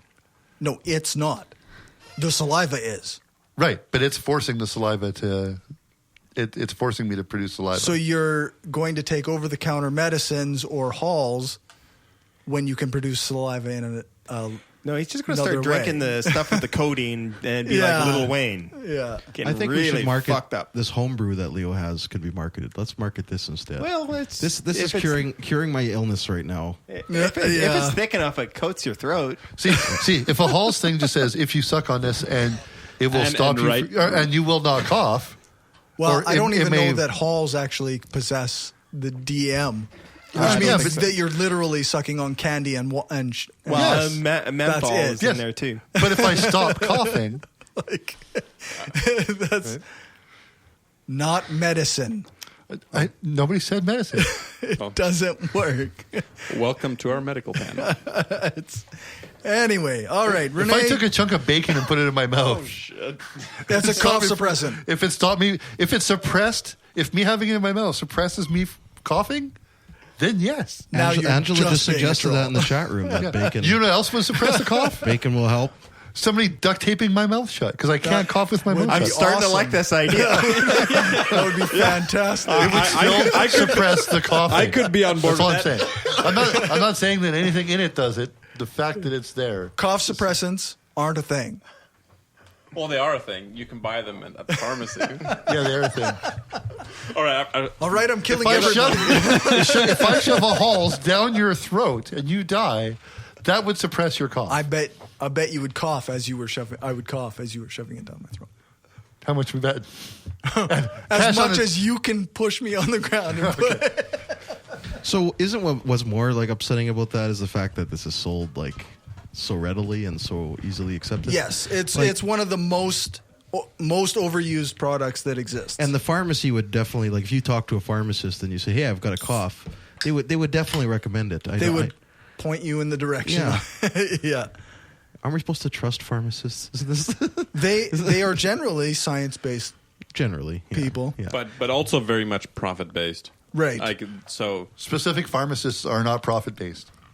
I know pharmacists, and believe it or not, they don't get paid commission. No. But they are told to promote their products, just like if you go to a bar, they're supposed to try and get you to drink more. Sure. Which is the job of any person who markets anything. Like they need you to buy more. That's under their job description. Yeah. So. I doubt if you walk in and say, well, I need this. I got a cold. Well, that's just sugar water. Don't fucking buy that. Well, they say that lean meat is less that's fat. Right. If somebody told you that Halls was just candy, your chances of buying it would like go down pretty dramatically. So what about lean ground beef because it's less fattening? That's I don't think that would work as a That's cough also an suppressant. error. It's also not true. Yeah. Yeah. So what? I don't know. What about organic stuff? What they get to sell organic shit for more money? Yes. There's no difference there. We also argue against that. Yeah, well, we're not arguing that cough suppressants are the only bullshit product out there. I mean, it's one of them. That's right. There's lots of bullshit, and I argue as much against as much of it as I can. As soon as we find out about the bullshit, we start arguing about it. In this case, there was a comment by a listener. I addressed it. I researched it. It doesn't do a thing. Good job. We need one of those applause buttons. We're starting a list of we need like meaty boards, like a shitty radio show. That's right, Deborah. This show's If it's just gonna not be nothing but organic, sound effects pretty soon. if it's not organic, I'm just gonna make it you all shouldn't sound be effects. eating it. The whole show. Yeah, because all food is organic. I'm not a scientist, but if I can tell you your science sucks, then your science really sucks. That just makes no fucking sense. I mean, it's just bullshit. Fuck. Yeah, Gumby. Sorry, I'm a little rammy. I missed the last episode. I haven't been on the podcast. And it's been over a month now. He hasn't been around us enough. He's full of shit again. Somebody said online, "Fuck you guys, you're making me hungry." I thought you were a ghost. I didn't think ghosts got hungry. All right, Rene. Checkmate, ghost. We didn't queue up the ad, but why don't you tell us about your story? Okay, this one there's nothing really to debate, discuss, or whatever. It's just an interview from Vice.com, which I love that website. They were interviewing a man that started a dating site for conspiracy theorists. It's called Awake Dating. Awake. Because when you start looking in, because the standard thing is you just don't understand. You're just not knowledgeable. You don't know the real world of the truthers and the shifting aliens, and you're asleep. You're asleep. But I would grant him this, that being awake while dating is definitely better than being asleep while dating. No. Depends on your date. Yeah. Well, I guess that's true, but just as a general rule of thumb. Yeah. I'm just picturing a conspiracy theorist seeing this website being like, no, they're not finding out where I live. This is the government. They're after me. Yeah, if they're entering their information into, they're not paranoid enough. Right. They're not real conspiracy theorists. Well, maybe you don't have to enter information. Well, it's one of those things where you're supposed to be awake but not totally paranoid. Not schizophrenic. So Republican. Yeah, maybe. So Republican. It's one of those things where you have to be not Alex Jones, just social enough that you're tired of masturbating. So yeah, like still won't join Facebook, but it's not a dating site for Jehovah's Witnesses, is it? No, they got their own website. Or is it called Watchtower? Their website? Or, yeah, I don't know. Because they're it's awake like magazine. it's one of those things where it's for conspiracy theorists and whatever. I guess Jehovah's Witnesses really are conspiracy yeah, theorists. they are. But like, I mean, it's just like anything else. Like there's a dating site for every little subgroup. Yeah. Like they have listed here, dating freedom lovers, which I went to. I clicked on this the website. Of course, it's pure research, folks. Just research. It's fucking hilarious. But it's actually linked to Alex Jones. Surprise! And I checked out Paranormal Date. I couldn't get past the first page. Like I was really curious what the hell Paranormal Date would be. I think it's the spirits were holding you back. Possibly. Yeah, right. But I mean, that's just it. Dating websites, they have the drop down menu where it's like a man looking for a woman. Now, in Paranormal Date, is it a man looking for a woman, a man, a ghost? We have demon? a listener that's a ghost. We can ask her. Well, yeah, is she on Paranormal Date? How about But I like how Vice, like their first sentence of the article says, "Are you looking for love and also believe that shape-shifting aliens control the earth?" That's a pretty good first sentence. Well, that's just it. It's like it's one of those things where it makes sense because like if you believe in this stuff, you can't just join in the normal dating pool. Because, like, you sit there, like, think of speed dating. Like, what's the first question you're going to ask? Hi, what's your astrological sign? And do you believe in shape-shifting lizards from the center of the earth? Like, I mean, these are important questions you have to ask. And it would be pretty hard to date somebody who does not have those views. That's true. If you did, it would be tough. I mean, let's pretend for a second. Cory, you're single. Someone put you on a blind date, and they're from this. I've just got the song "Looking for Love in All the Wrong Places" going through my head. Exactly. But how quickly would you ask the waiter for that fucking check at the restaurant? It would be a slowly backing away, holding up the finger. That's right. The beer would be on the table, and she'd say something about 9/11, and I'd be like, "Oh, okay. Well, I'll see you later. You have a good life." That's even just friendship. Like you like start becoming a friend with somebody, and then they're like all this shit that comes out of their mouth. You're like, oh no. But I guess we can't be more than just like acquaintances. Yeah, I can't actually hang out with you. but with friends, you can still sit through the first one. With a date, you cannot possibly sit through that first date and just pretend it didn't happen. Well, unless you have something else in your mind, then I guess. I mean, there is, and that's what I was going to say. Like with a friend, like Leo, you can believe that fucking jet fuel doesn't melt steel beams, and it was an inside job. We can still be friends, and I can make fun of you. Yeah, exactly. If I'm on a date and a chick says that. Yeah. At this point, though, at what point does the crazy hot chart come into play on that though? Well, and you know what I'm talking about. You know that the whole sliding scale. Well, they're this crazy, but they better be this hot. Dude, most of us are from Wayward. We totally get it. So it's basically when does the craziness override the penis? Yes. Yeah. When does your skeptical gauge kill your libido? Yeah, exactly. I should have phrased it like that. I think that sounded a lot better. That sounded a little bit more intellectual. Paranormal dating could be a really cool TV show. It could be, right? Hey, for sure. Thinking about it. I know some television producers. I'll pass on. Well, actually, it's like think of it like The Bachelor, except that it's a ghost. The Bachelor Light. Bachelor Light. Actually, speaking of that, this is throwing us off track, but that's what I do, so that's why I'm here. I'm pretty sure this is a pretty hit the derail button. The derail button. JT, who used to be on our show, him and I came up with a really cool show a really cool idea for a TV show. It's a reality show on. Can you be an angel, right?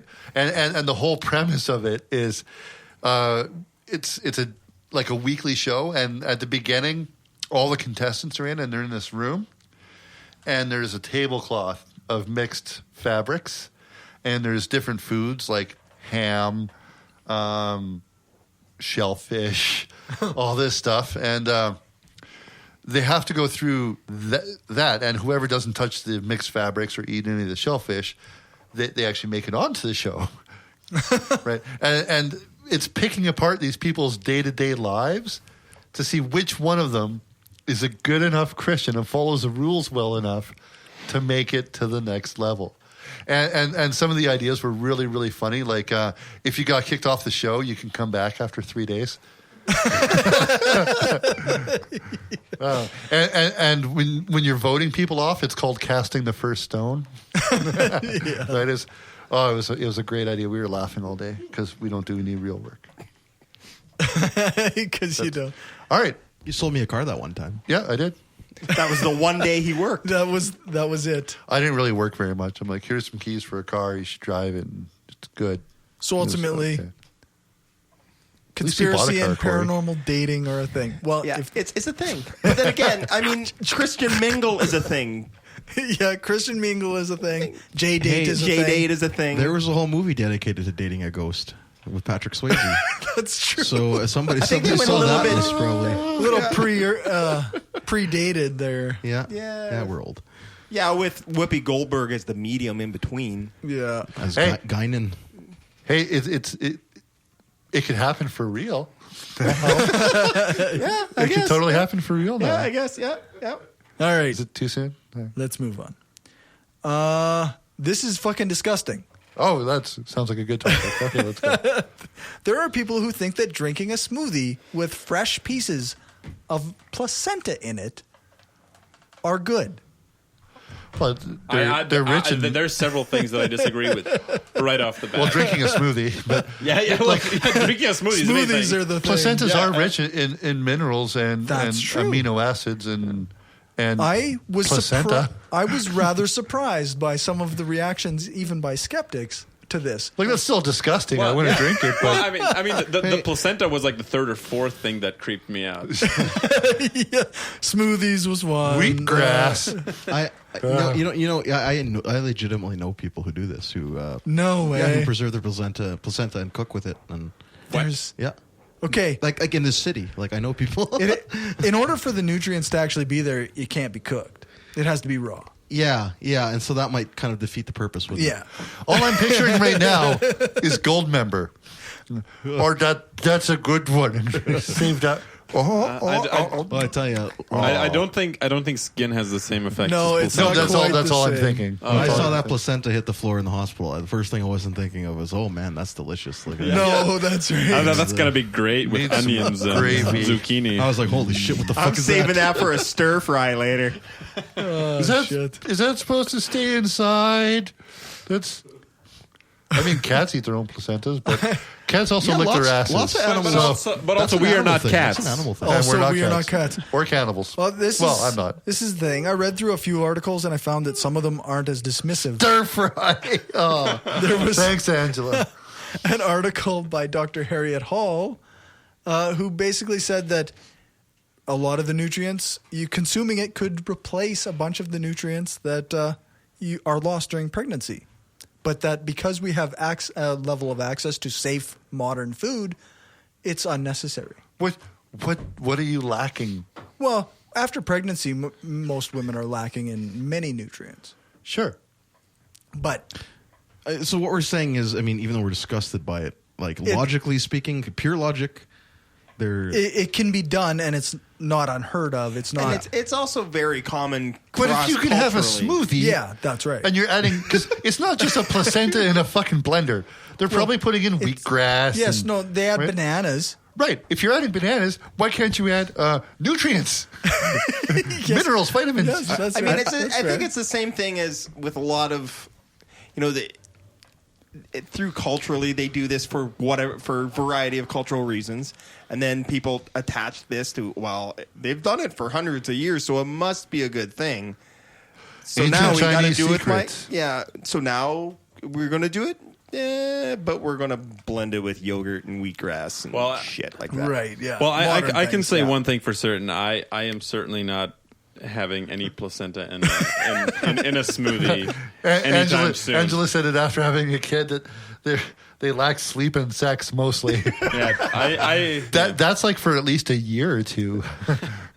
Well, a few months anyway. Yeah, I'm thinking I dare anyone to try to order that at Booster Juice next time they go. Need more sleep and sex, thanks. No. Because if people request it enough. It'll show up.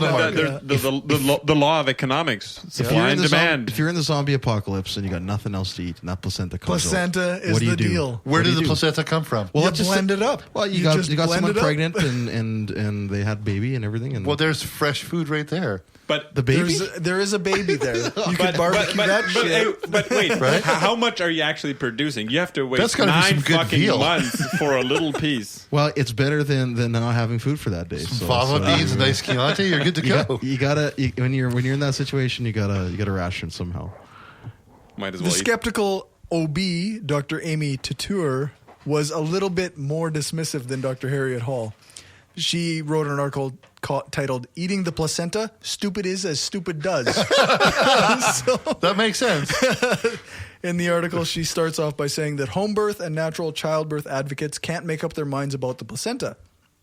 They all agree that it has magical traits. They just can't agree on what those are. Both of those groups are idiots, though. And then I instead of summarizing the whole article, I'm just going to jump to the end. And she says, eating the placenta is an excellent example of the profound ignorance of human physiology that undergirds most of home birth and natural childbirth advocacy. Thank you.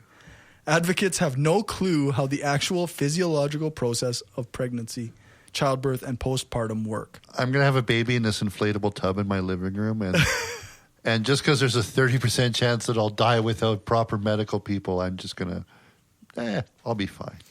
Don't forget to, light candles and make sure there's chimes and shit. Yeah, chimes. And that lamp, chimes. the salt lamp. And the salt lamp. The salt lick lamp. And yeah, that's right. And you have to do a V steam too, right afterwards. Okay, I'm totally done with this. Are you done with this? Oh, yeah. I was done before you started, man. All right, religious. There's actually a whole cookbook, so I just wanted to mention that. But anyway. Well, yeah, there's another one I know. It's 100 ways to walk your dog. Religious nuttery. Cornerstone, this might be new to some of you. Scripture says that even our righteous deeds are as filthy rags to God. So even the good things that you do, even things like feeding the hungry and clothing the poor and taking in widows and orphans, as nice as those things are, if not done from the place of obedience to and a relationship with God, are completely worthless and disgusting to God. If you're not daily walking in a place of relationship to God, then the news that we have to bring you is that you're on your way to hell right now. We have to change that. No, the day that it stops getting us fired up, that's the day we change it. I fucking hate it. Every time, my blood starts boiling. I still remember the first day. I just fucking yelled at the microphone. I know, right? Okay, we're gonna. I think it's hard to top the placenta and the paranormal dating and conspiracy dating and shit. But Patheos had an article on this last week, written by Terry Firma about the pastor Bob Lepine. I'm not sure if that's how you pronounce it. Lepine. Okay, if it's French. But from the radio show, The Family Life. But so he went on a big rant about how you have to teach your kids to how depraved they are, and the article is. Well, I guess there's not a whole lot there. It's basically just him saying that how you have to teach your kids from a very, very young age of how sinful they are and that they don't really deserve anything good in life ever and that they are full of sin. And this is a very common thing in religious families. Yeah.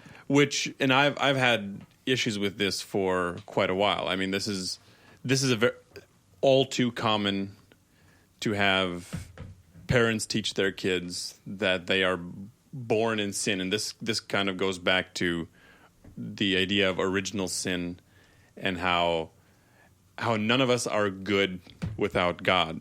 And if you teach a kid that, if you repeat it enough times, kids grow up thinking that they are worthless and that they cannot be anything without a supernatural being, which was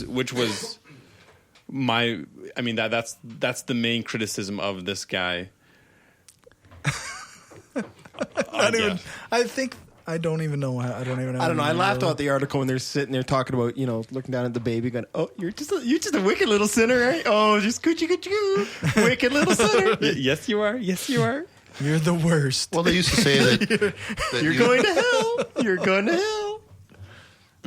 That from the Old Testament, that if kids were being bad, you just had to kill them because you had to weed out those bad apples because they would just lead a life of sin, and you get rid of those, and then the kids that survive are going to be the good kids. Fucking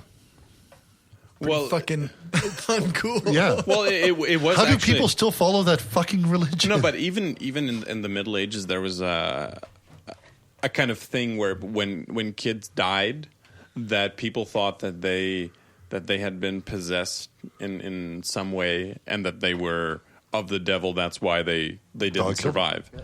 So, I mean, just the whole notion. I think people are by nature good. I mean, you have.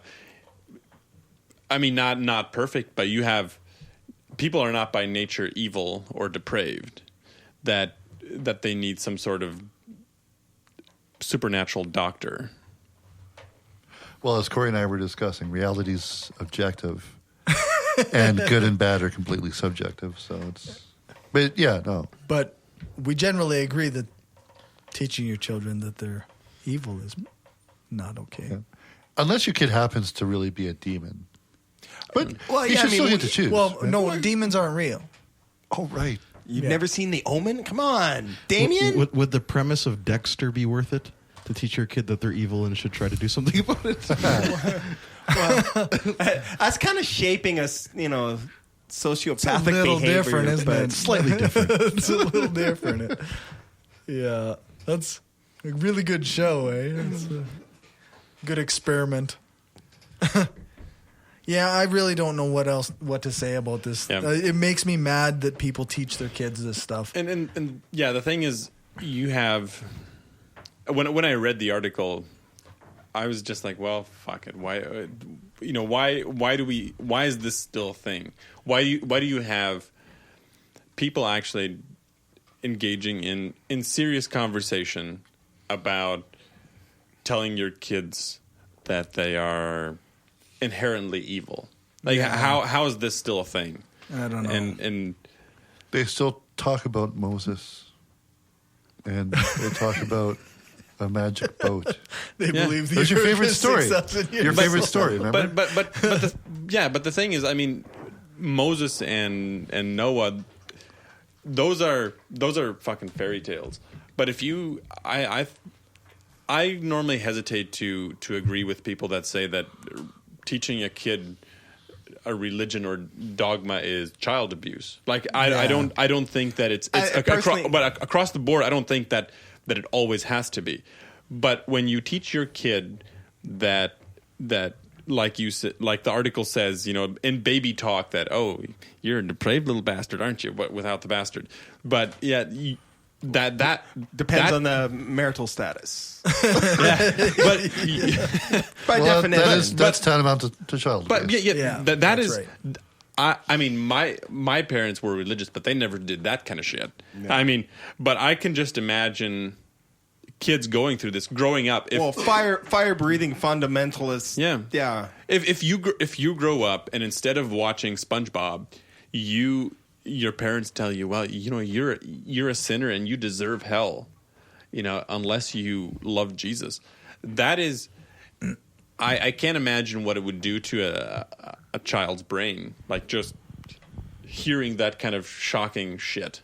Yeah, I've talked to some people who grew up like that, and like after the fact, changed their beliefs and everything. And they did definitely grow up feeling like fear and even like a lot of self-hatred towards some of the things they did, whether it's like masturbation or just anything that was, getting them away from God, and they were gonna, that's right. like, shit like that, or I enjoyed that metal music.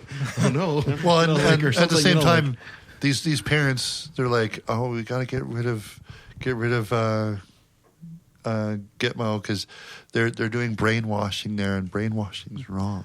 I mean, oh God. Oh. I mean, I grew up with some of the neighbor kids that were from a Pentecostal something shit, but they legitimately thought that all board games, all card games, everything, pretty much all games that you can play were a sin, and I always invited them over. I want to come play chess, and they loved playing chess. But I could always see they felt super guilty about it. Well, and they thought this is something that my depraved self would do.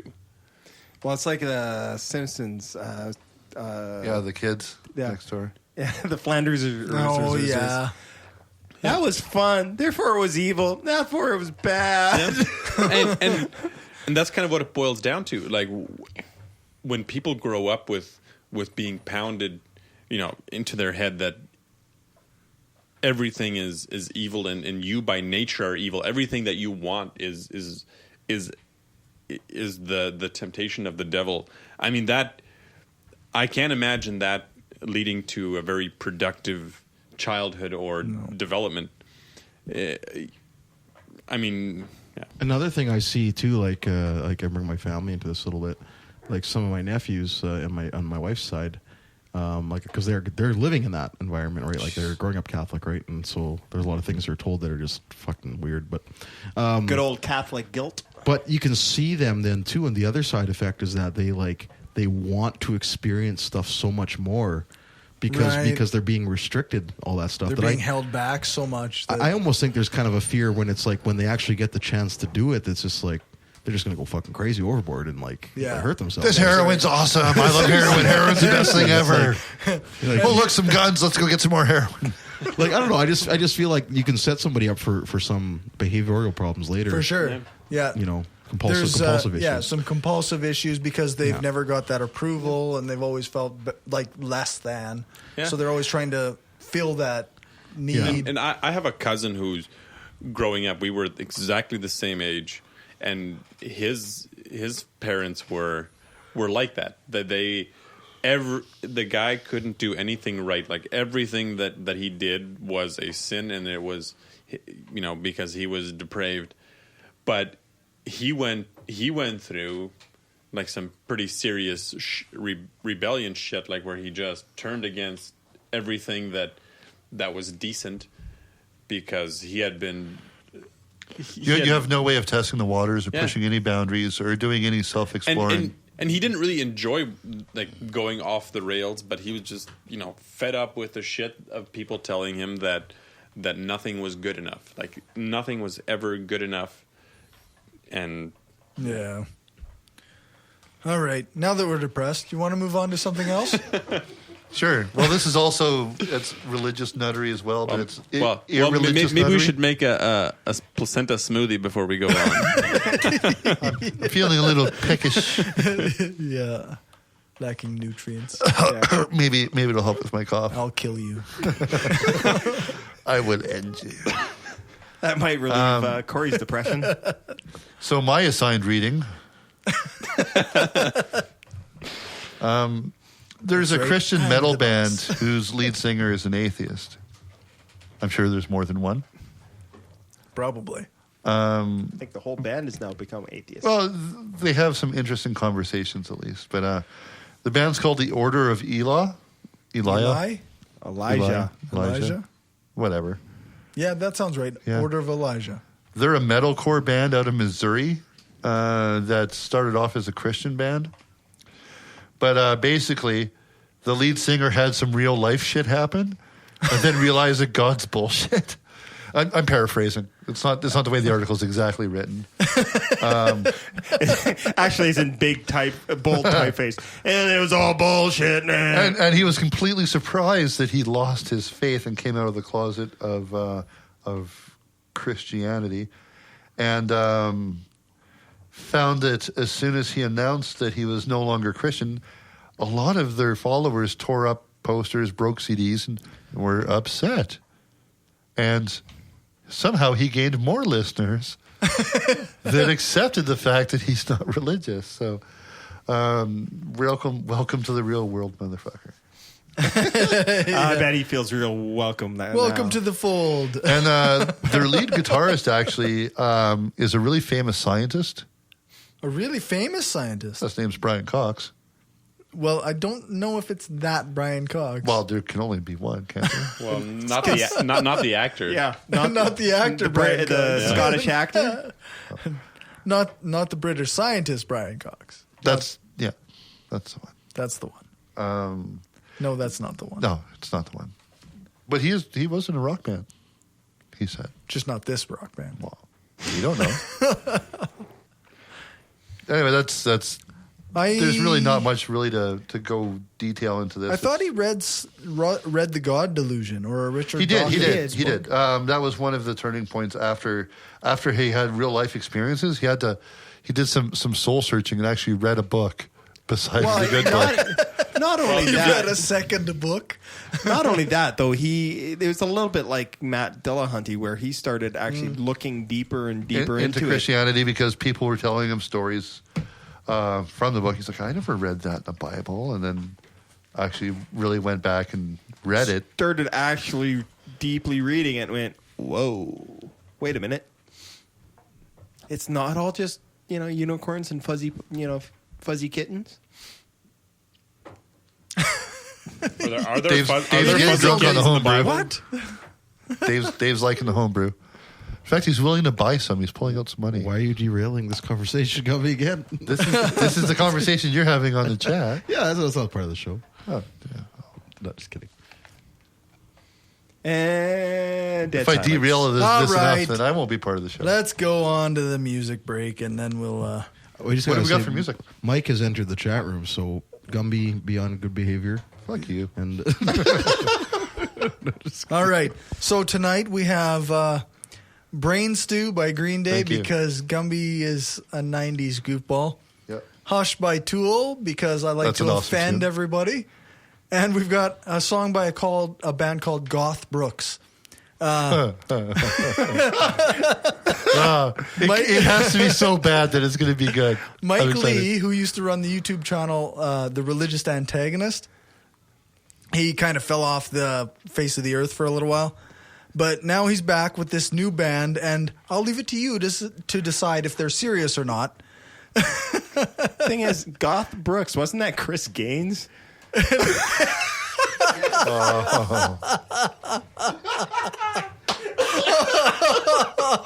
need an applause effect right now. Oh, no. That was fantastic. We need a slow clap. That album fooled me. I bought that album thinking it was going to be amazing. It was just Garth Brooks. Oh, that's golden. That's Anyway, golden. we've got the song Fall to Pieces by them. It's the one I enjoyed the most on the album, but go check their stuff out. You can download their whole album at gothbrooksbrand.com. Not Chris Gaines. Not Chris Gaines.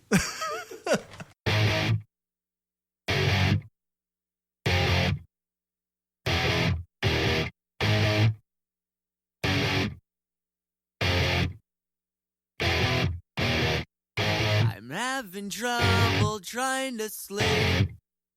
I'm counting sheep but running out. As time ticks by, still I try. No rest for cross-tops in my mind. On my own, here we go.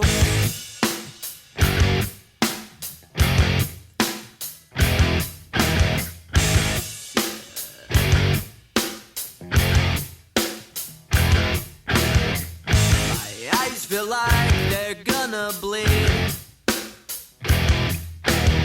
right up and bulging out my skull.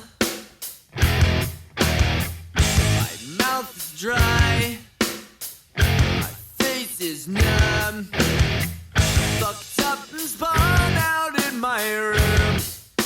On my own, here we go.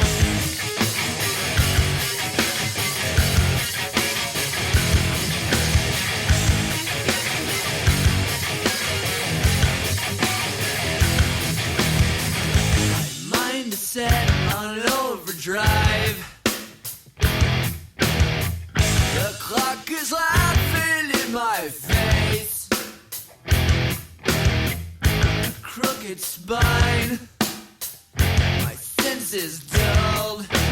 That's the point of delirium. On my own, here we go.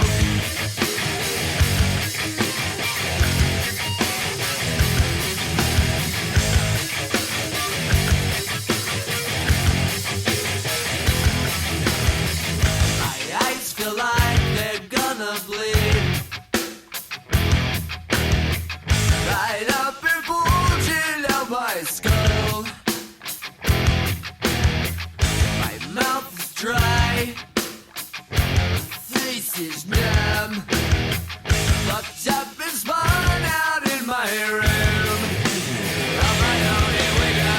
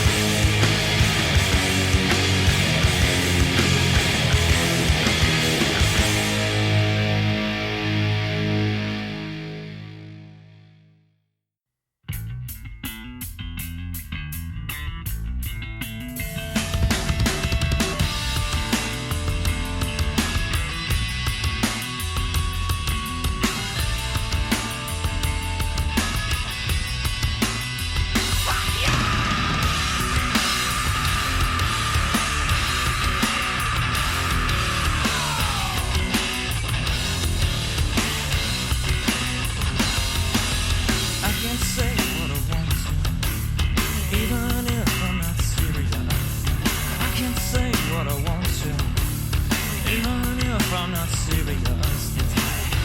Fuck yourself. Fuck yourself.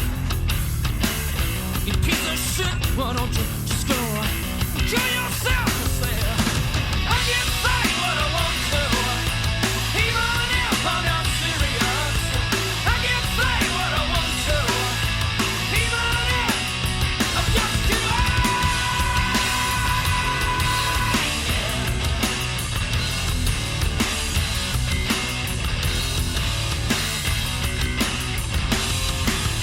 People tell me what to say, what to think and what to play. I said, people tell me what to say, what to think and what to play. I said, fuck yourself, fuck yourself. Piece of shit, why don't you just go kill yourself? I can say what I want to, even if I'm not serious. I can say what I want to, even if I'm just kidding.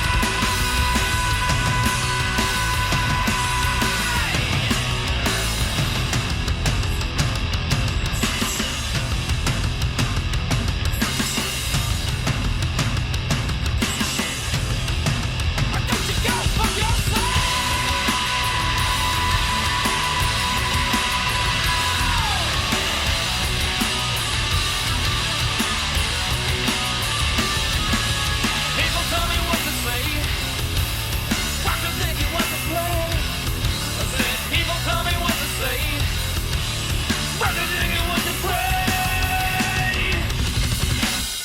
Just kidding, just kidding, I'm just kidding.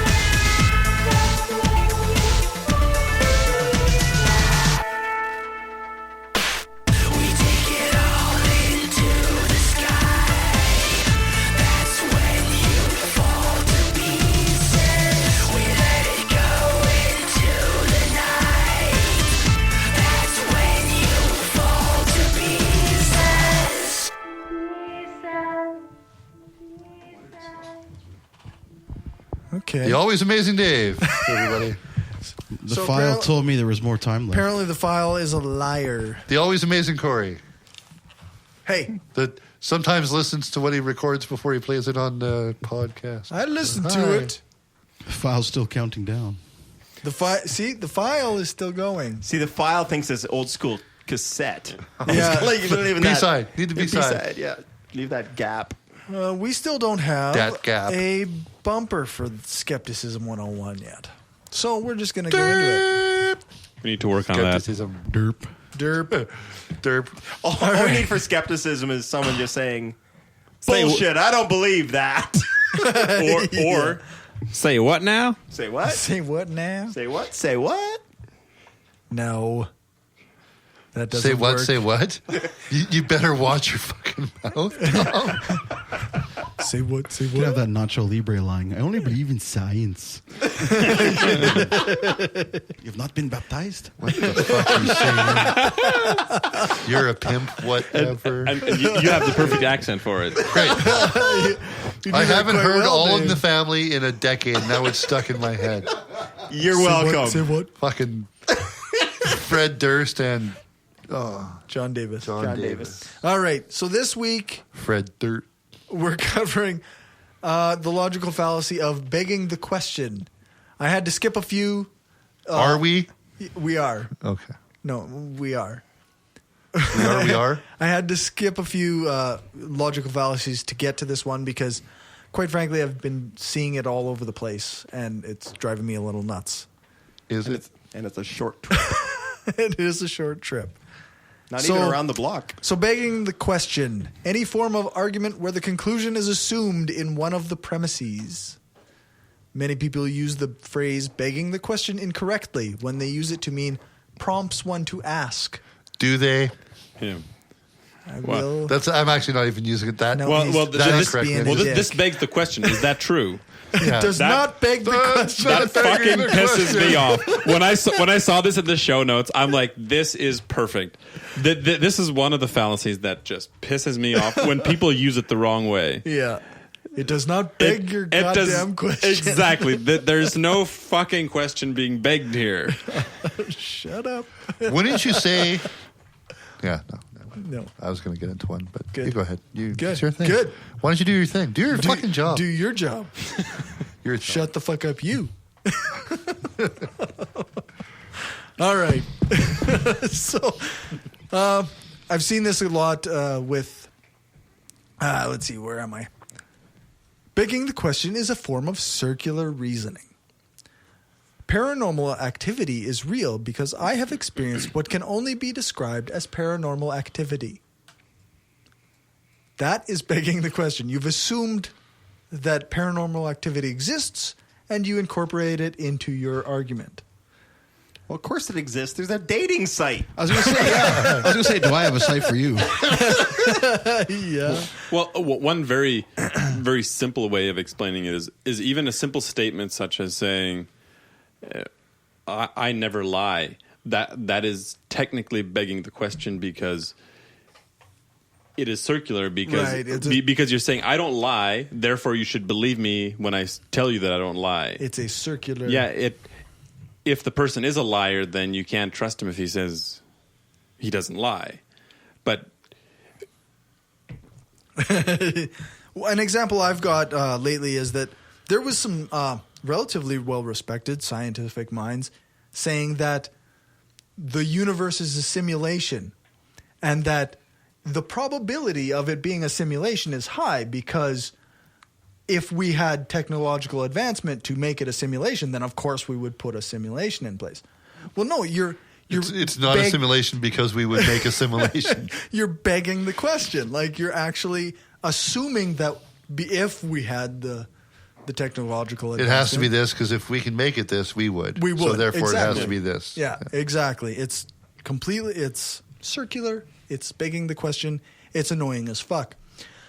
That's a good way to put it. It kind of bothered me with this particular example because these are some good thinkers that have actually committed this fallacy, and then they go on to assign a probability of it and say that it's a high probability. They might be good thinkers, but they might be bad at wording things.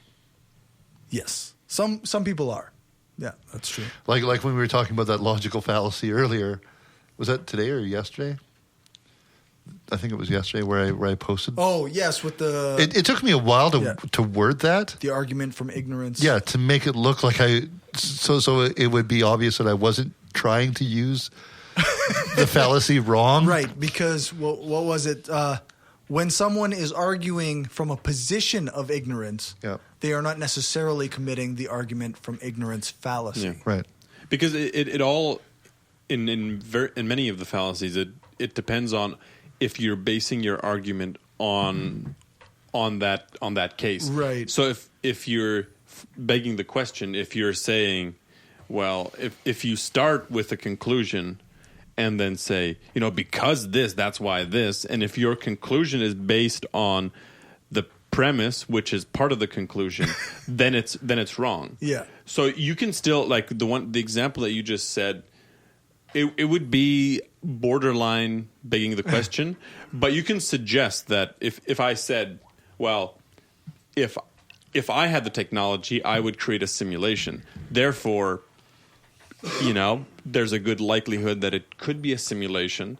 That would be borderline because I'm not actually claiming that it is because I would, or it's basically saying, well, it's not really making an argument at all because at that point you're just kind of speculating and saying, well, this is what I would do, so therefore it might be, Yeah. So, but it's very subtle and very, like, oftentimes you don't even notice when people are committing this fallacy because it's kind of woven into the whole argument, starting from the conclusion. And that's one thing about fallacies that we haven't really talked about is even if what you're thinking isn't fallacious, you can say it in a way that is. Mm-hmm. And that's the trick about it. Your thought might be well thought out and correct, but you have to deliver it in a concise way. Yeah, that's the main thing about these informal fallacies.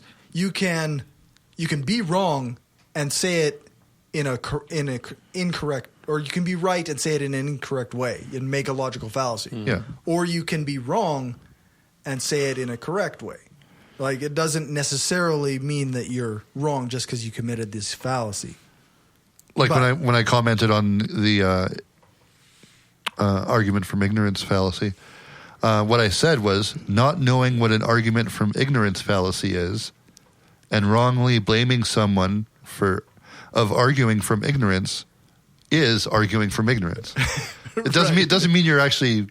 Yeah, it's arguing from position of ignorance. Yeah, it doesn't mean that it's fallacious. Yeah. The begging or fallacy. Sorry. And fallacies are often also normally not done intentionally. People are not saying like, oh, I'm going to use this fallacy to fuck up somebody. That's right. Except for straw man. Yeah. Well, but generally they are intentional. No, but not all the time. Like I've had arguments with people where they use the straw man fallacy, not intentionally, where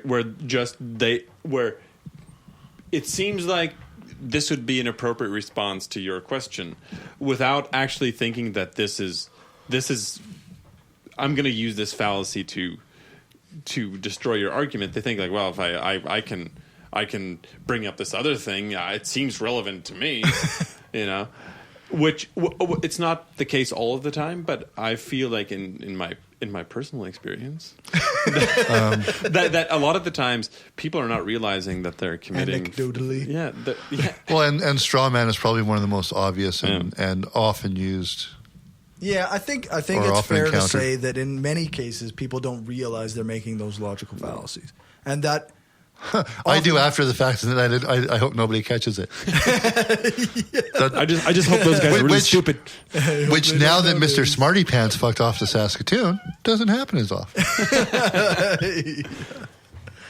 And where's the fuck off from Mike? It's coming. He's omnipresent. What is it? Omnipresent and on the chat room, so he can hear you. He can hear you. All right. I'm going to talk about Audible.com. Audible.com is offering listeners of Brainstorm a free audiobook download and a free 30-day trial membership. Membership gives you reduced prices on over 150,000 titles for your iPhone, Android, Kindle, or MP3 player, and costs just under $15 per month after the first free month. I'm still listening to The God Virus by Dr. Daryl Ray. At least you're saying listening now. I said listening. I've heard you say reading. You have not. Yes, I have. The script has never said reading.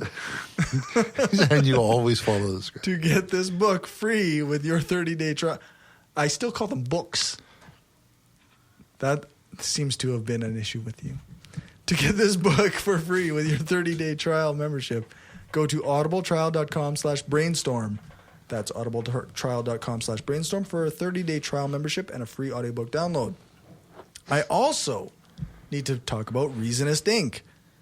Reasonist Inc. has Skeptic and Atheist t-shirts with a huge variety of shirts, designs that include some great quotes by some of your favorite atheist and skeptics, science spokespeople.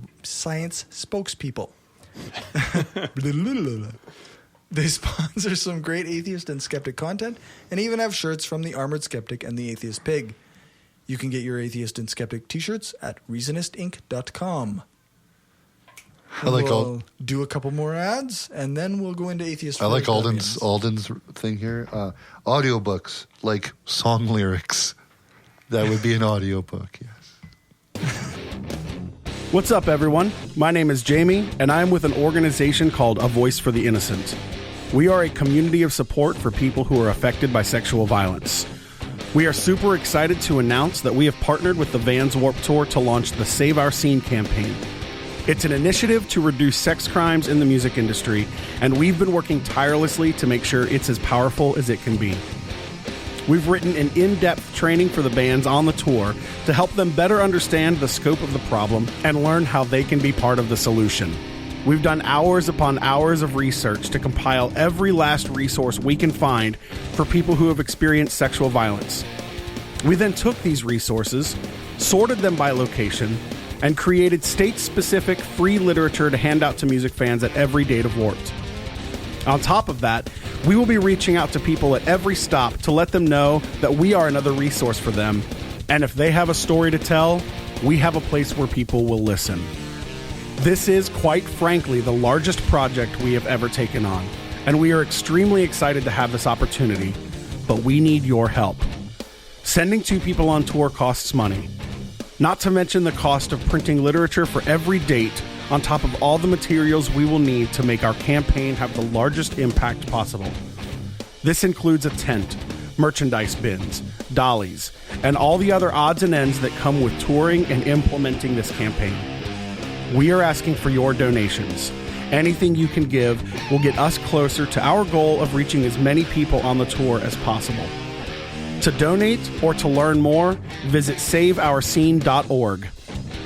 Thank you to everyone who is able to help us in this endeavor. And as always, thank you so much to those of you who have already helped us along the way. Hopefully we will see you out at Warped Tour.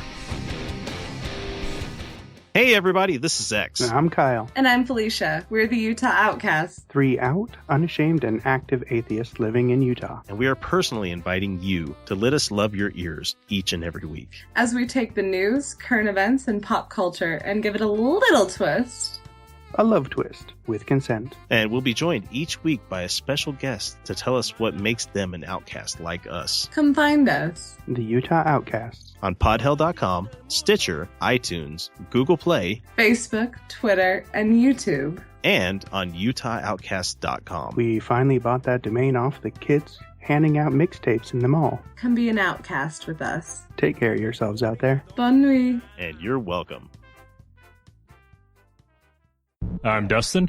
And I'm Wesley. We host the Atheist Nomads podcast. We're godless geeks who take a skeptical look at politics, religion, science, technology, and history. We also interview leaders in the atheist, skeptic, and humanist community. Check us out at atheistnomads.com. That's atheistnomads.com. What's up, secular minorities? This is Uber47, host of the Secular Barbershop Podcast, a podcast run by a secularist of color for secularists of all colors. I invite you to come in, relax, and listen in on a conversation that changes every week in a secular environment. And, like every barbershop, walk-ins are welcome. Talk to you soon. During the break, Leo realized that not only is Gumby an ass, I am also an ass. So Well, I realized that during the cough medicine segment, if we can call it that. It was supposed to be a segment. All right. Atheism for dummies. What? What? One sec. If you're not daily walking in a place of relationship to God, then the news that we have to bring you is that you're on your way to hell right now. Oh, you're barking up the wrong tree, Meg. I'm an atheist. I suspect that the Pope is an atheist. I don't believe in God. Really? That's weird. Everybody believes in God, don't they? No, I don't think so. He just believes in dog. All right. The dyslexic God. This is the Atheism for Dummies Part 11 / Religion for Maybe we'd Atheists have more Part listeners 6. if we didn't call them dummies. You're a dummy. I'm not a listener. I'm a dummy. You're not a listener either. Well, It's okay. But for the first time, I think Gumby actually made some sense. We shouldn't be calling our listeners dummies. But we'll just say that they're not the dummies. Atheism 101. It's no. This is for beginners. Yeah. Because the book series that everything. Everything. For I was just trying to agree with Gumby for once. For once. Like Everybody was staring at him the whole time. I did not agree with him, but I just tried to. No. You don't want to do that because you know what? That's why we were confused. That is the one thing that might trigger the apocalypse. Wait, is that Do we need trigger warnings for people agreeing with me too? Yes. Rene, is that a slippery slope? Yes. Maybe. I think that it's a fallacy. We haven't covered it yet. It's not a fallacy yet. All right. Mike's going to mark his calendar because Gumby made sense. Didn't we actually say that was a fallacy at one point? We haven't The covered Gumby it. fallacy. Well, slippery slope. No. Which one? A long time ago, I said that that's a fallacy. The agreeing with Gumby fallacy? Yeah. That's actually not on the list. It should get added. It should get added soon. Anyway, we're covering Taoism or Taoism, depending on how you pronounce it. You're a Tao. You're a Tao. You're just mad you didn't think of that. Yeah, I'm mad I didn't think of that.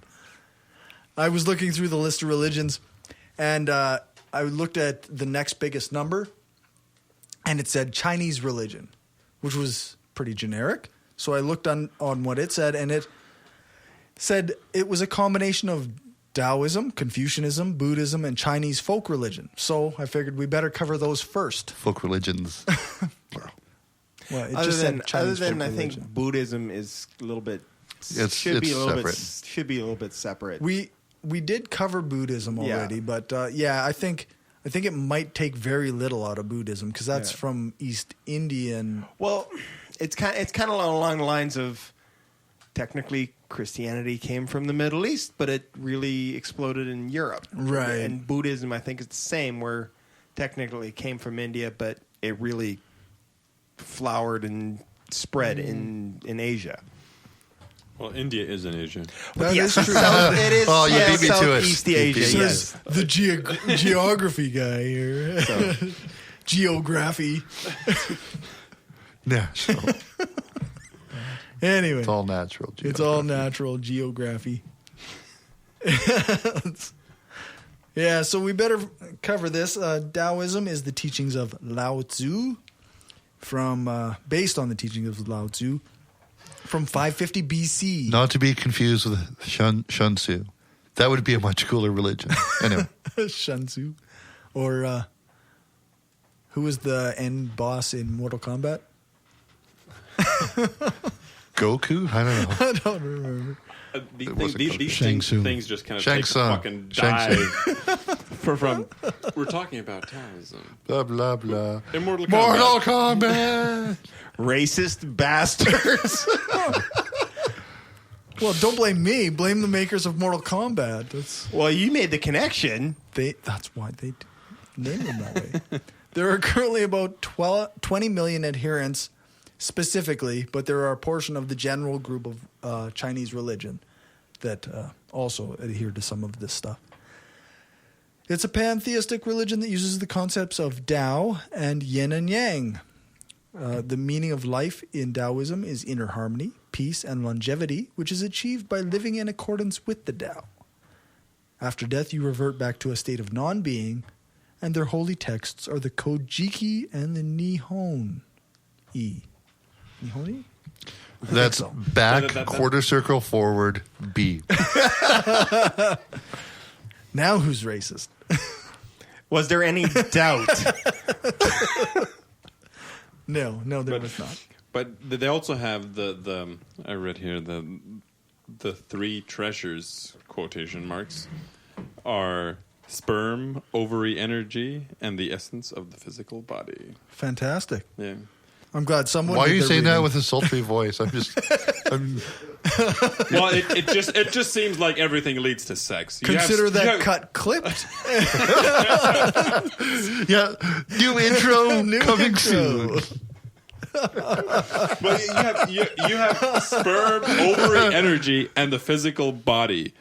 Like I don't have ovary energy, unfortunately. Well, not unfortunately. But it seems like if you mix those three, you just have a couple of people. Placenta.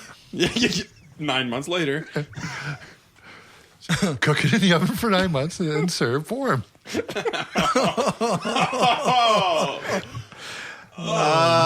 that trigger warning.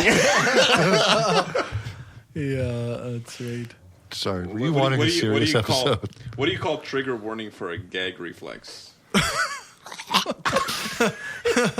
Like trigger. Jeez.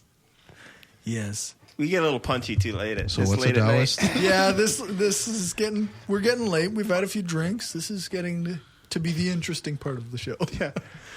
It's a good thing we do the educational stuff at the end rather than early because it would be boring. Because the idea is to get fucked up before we educate people. That's right. That's absolutely right.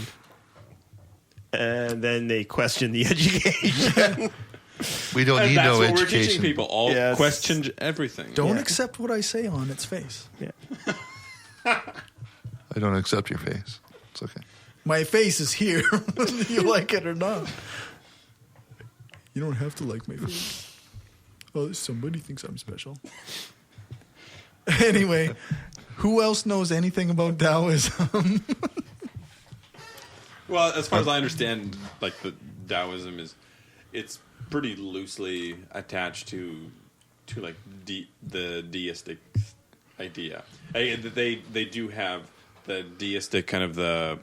Well, I think Taoism means something like the way or the path or the enlightened something along those lines. But it's somewhat similar to the idea of Buddhism, where follow the inspiration to the path and shit. So they don't have the very strong component of the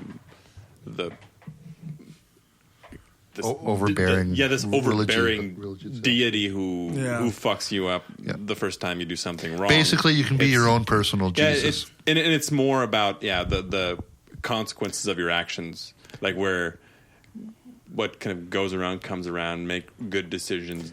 They call a lot of these ones, what is it, the left-hand path. Yeah. Right. Yeah. This sounds like New Age gobbledygook. It is a lot of New Age gobbledygook is based on these old religions, Well, these Eastern religions. This thing I'm Ancient reading Chinese secrets. The thing I'm reading says the Tao is undefinable. What the fuck does that even mean?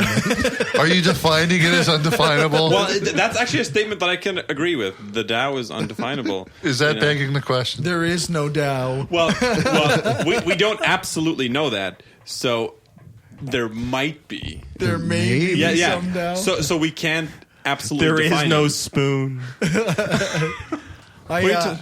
Years ago, back when I was a lunatic. Thou art thou not. There is no doubt. That's not the case anymore? Well, I try not to be. Oh, okay. But I read the Tao Te Ching, which was supposed to be a book of wisdom based on the Taoism. Mm-hmm.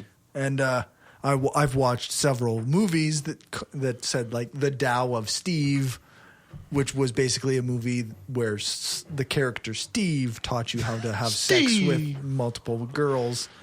And there was Is that a self-help thing? No. It was a character-driven story, but Steve had sex with lots of women, and when he was given the Tao to other people, he taught them his methods. Did Steve like Schweppes? He did not like Schweppes. Oh, I'm sold now. Schweppes. There was often, like, I've seen many movies with the Tao type title, the Tao of so and so, or the Tao of this. It's kind of like, it's just an adopted term, kind of like karma, right? It does not mean what it originally means, and they just not when they do that. No, they whiteify it. That's what they've done. They've whiteified it, and also, I mean, the fact that the Tao is undefinable kind of makes it very, very easy to sprout it into different areas. And that's why all this new agey or spiritual shit is very much based on Taoism and Buddhism. Kind of a mixture of, meditation and the inspiration and that kind of thing. Yeah. Well, and I think the Dow opened about 40 points low this morning too. Oh yeah. Which sucks. Yeah. Well, for those who have money to invest, I'm exactly. sure it does. Yeah. For those of us who are broke all the time, it doesn't fucking matter.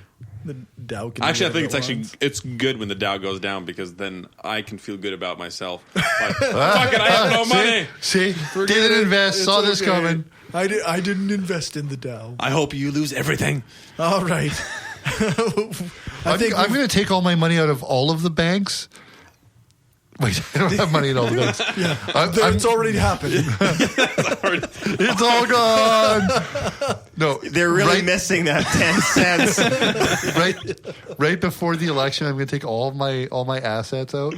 I'm going to double down on my mortgage, take all the cash I can, and just wait for all the markets to just crash if Trump gets elected. Yeah, and then I'll buy low. I think they already tried that. It happened in 2008. Yeah. All right. We're going to end it there. We're going to go on to listener feedback. Thank you to our patrons, Rob and Nathan. And we had a Twitter comment from at Randy Lamonda. And he said, "This was such a fun listen regarding the last episode. Congrats on your conference." And at PixieChixie6 thanked us for donating to the Fort Mac Fire Relief Fund. I missed one episode and we get patrons? We've had two. We have two patrons. That was since the conference. I think they're gone now. So probably. Yeah. Well, they don't listen live, I think. Let's get us some outro music going, and then Gumby can tell us about the updates on the Shift to Reason information.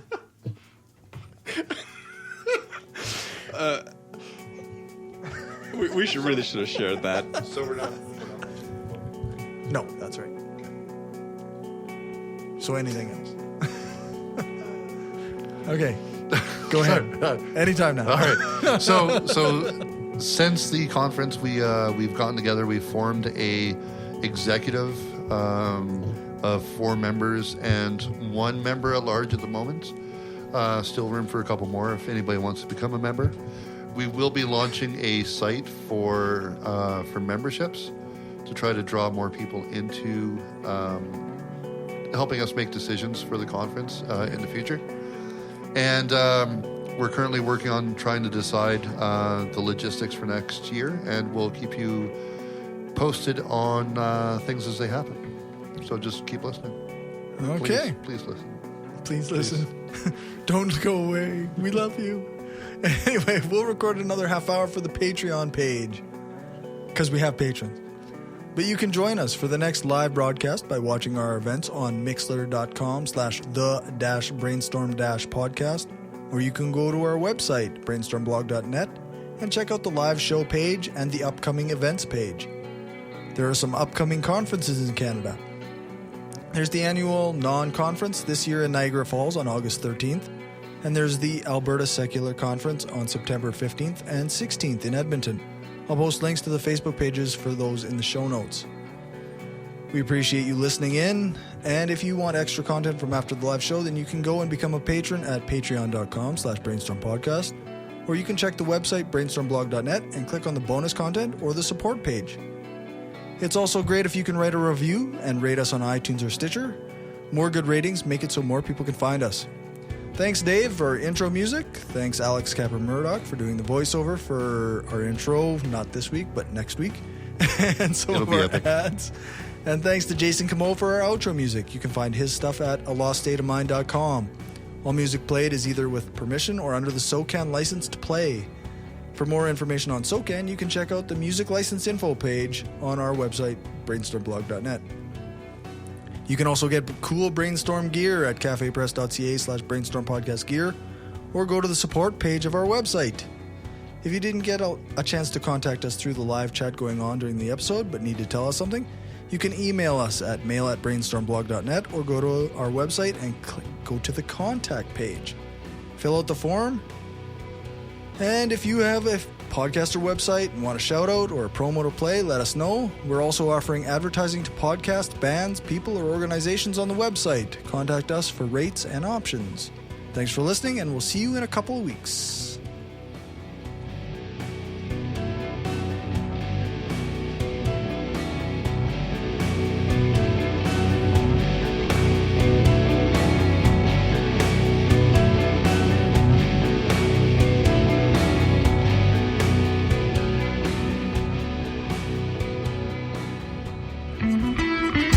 Wanted to say thanks to everyone who listens to us, shares the show, gives us a rating on iTunes or Stitcher, or supports us through Patreon and Gumroad. We don't have a lot of interaction sometimes with our listeners, but what we have had proves that we attract some of the best people around. Smart, kind, and cool. An audience truly worthy of the titles hardcore and woo-free. Thanks for helping us make the world a smarter place.